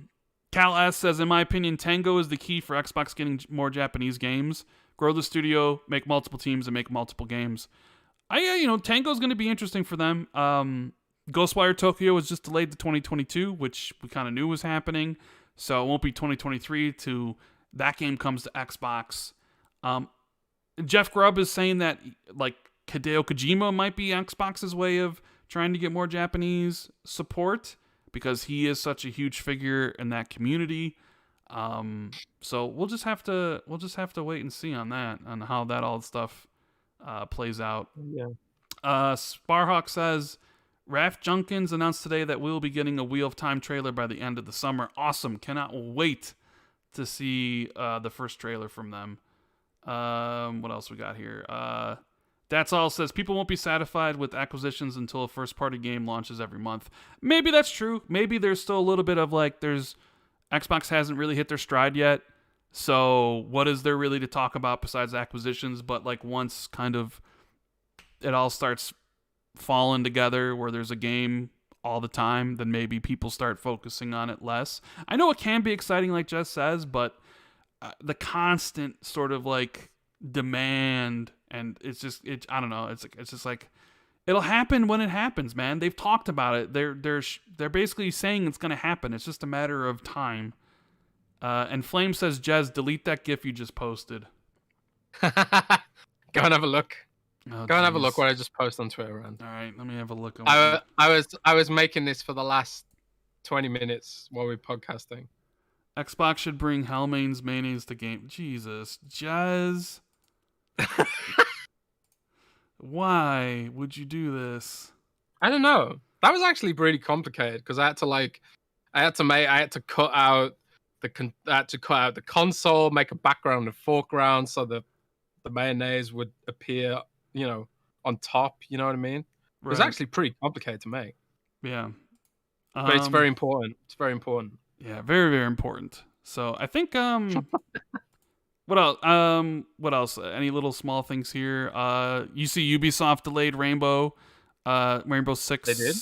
Rainbow Six, what's that game? Extraction? What's the new Rainbow Six game, Jez? I don't know. Rainbow Six COVID-19, I think. Somebody in chat let us know the new Rainbow Six game. Pandemic.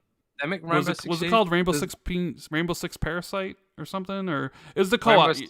It was the co-op game that was coming out in September. The fact that we can't remember its name is probably bad. Was it Rainbow Six Extraction? I think I want to say Rainbow Six Extraction. Yeah, that's right. Either way, they delayed it to 2022. Everything's delayed to 2022. They also delayed Riders Republic to the end of October. This is after giving them release dates, I think at E3, and then a month later they delayed their games again. So, whatever. What else here? Shareholders gotta be pleased at E3. Yeah, everybody says Extraction. Xbox will be at Gamescom, Jez. Is there anything we can expect from Xbox at Gamescom? Apparently, they actually confirmed their attendance. Both Xbox and Bethesda will have something to say at Gamescom. And we've also got QuakeCon coming up. QuakeCon? Which they've been teasing a little bit about here and there.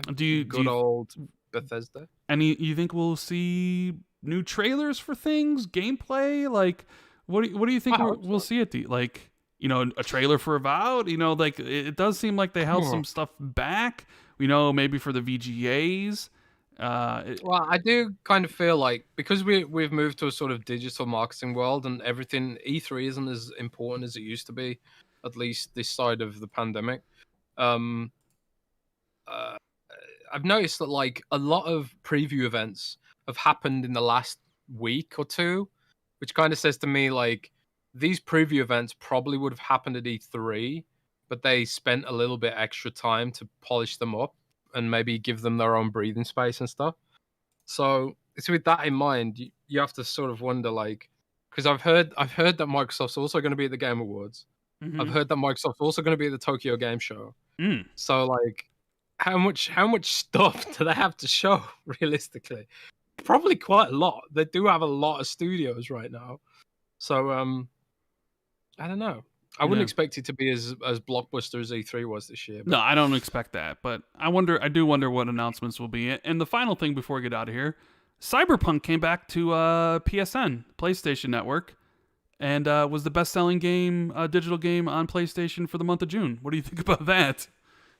well, I think like it's interesting because I can't remember if this was public or not. Someone at Xbox told me that the um the refund rate for Cyberpunk was only a little bit higher than regular refunds, and they from their metrics, most people were playing it and enjoying it, so they didn't take it off the store for that reason. It feels like Sony sort of freaked out about how it could affect the PlayStation brand because like the PlayStation 4 version was pretty bad. But Microsoft was like, well, people are buying it and they're enjoying it, so leave it. That was probably the right choice, personally. And the fact that like it's despite all the negativity surrounding the game, it's selling really well. That kind of says something, right? Yeah, Cyberpunk is a great game. I'm sorry, it was my game of the year from last year, easily. own that, Jazz. I own it. I fucking love Cyberpunk, and I'll say it again. I love it. It's one of my favorite games of the last gen by a mile. But again, I did play it on a high end PC. Yeah, And I had no idea what the state of the past gen versions was going to be. I think it was just like the fact that they said things like, "Oh, we're actually surprised about how well it runs." All that stuff's unforgivable. But like the game itself was great. I loved it. And the main thing I didn't like about Cyberpunk was the armor implementation. Like all the armor in the game looked terrible. Like a t-shirt would give you more armor and stats than like something that actually looked armored. I hated the itemization in the game, but that's the only problem I had with it, really.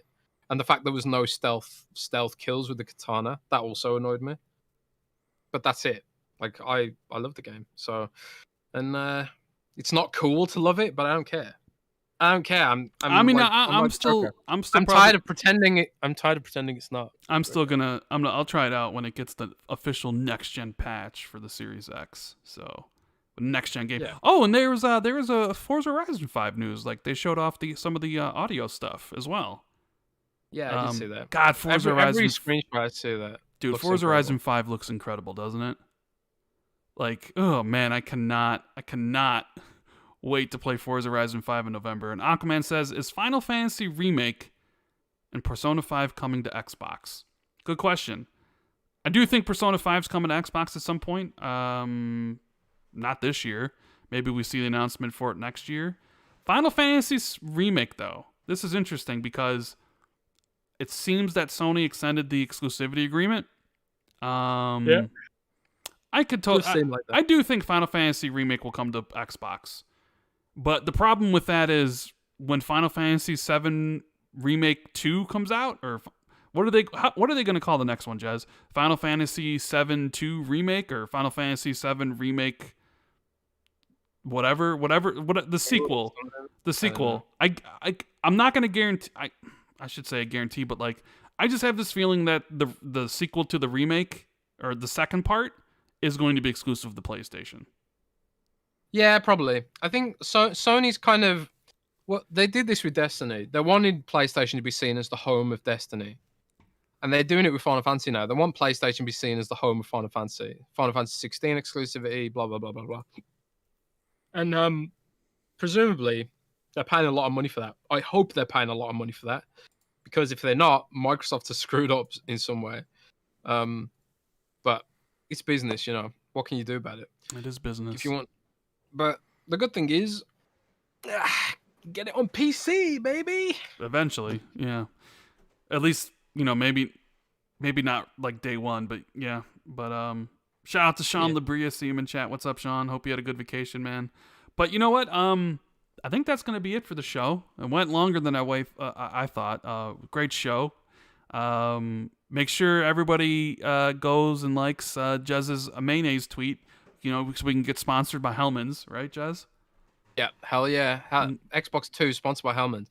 That'd be so hilarious. That'd be so incredible. That would be. I would totally eat if they sponsored us. I would totally eat mayo and fries and probably do it on camera on the show. You know, so are we gonna shill for mayonnaise? Hell yeah, whatever, shill for mayonnaise. Why not? So yeah, you know, it's the end of the show. So if you guys enjoyed it, hit the like button, subscribe. You know what to do. You got anything to say before we get out of here, Jez? No, just thanks everyone for joining us again. It's good to be back. I did miss when Rand was all ill and stuff. 2 weeks missed. That kind of sucked. But you know, thanks for being back with us, and I'm glad you're better, Rand. Thank you, Jez. Yeah, thank you. And yeah, we'll be back next week, hopefully with a lot more to talk about. So until then, keep it gaming, guys. Later.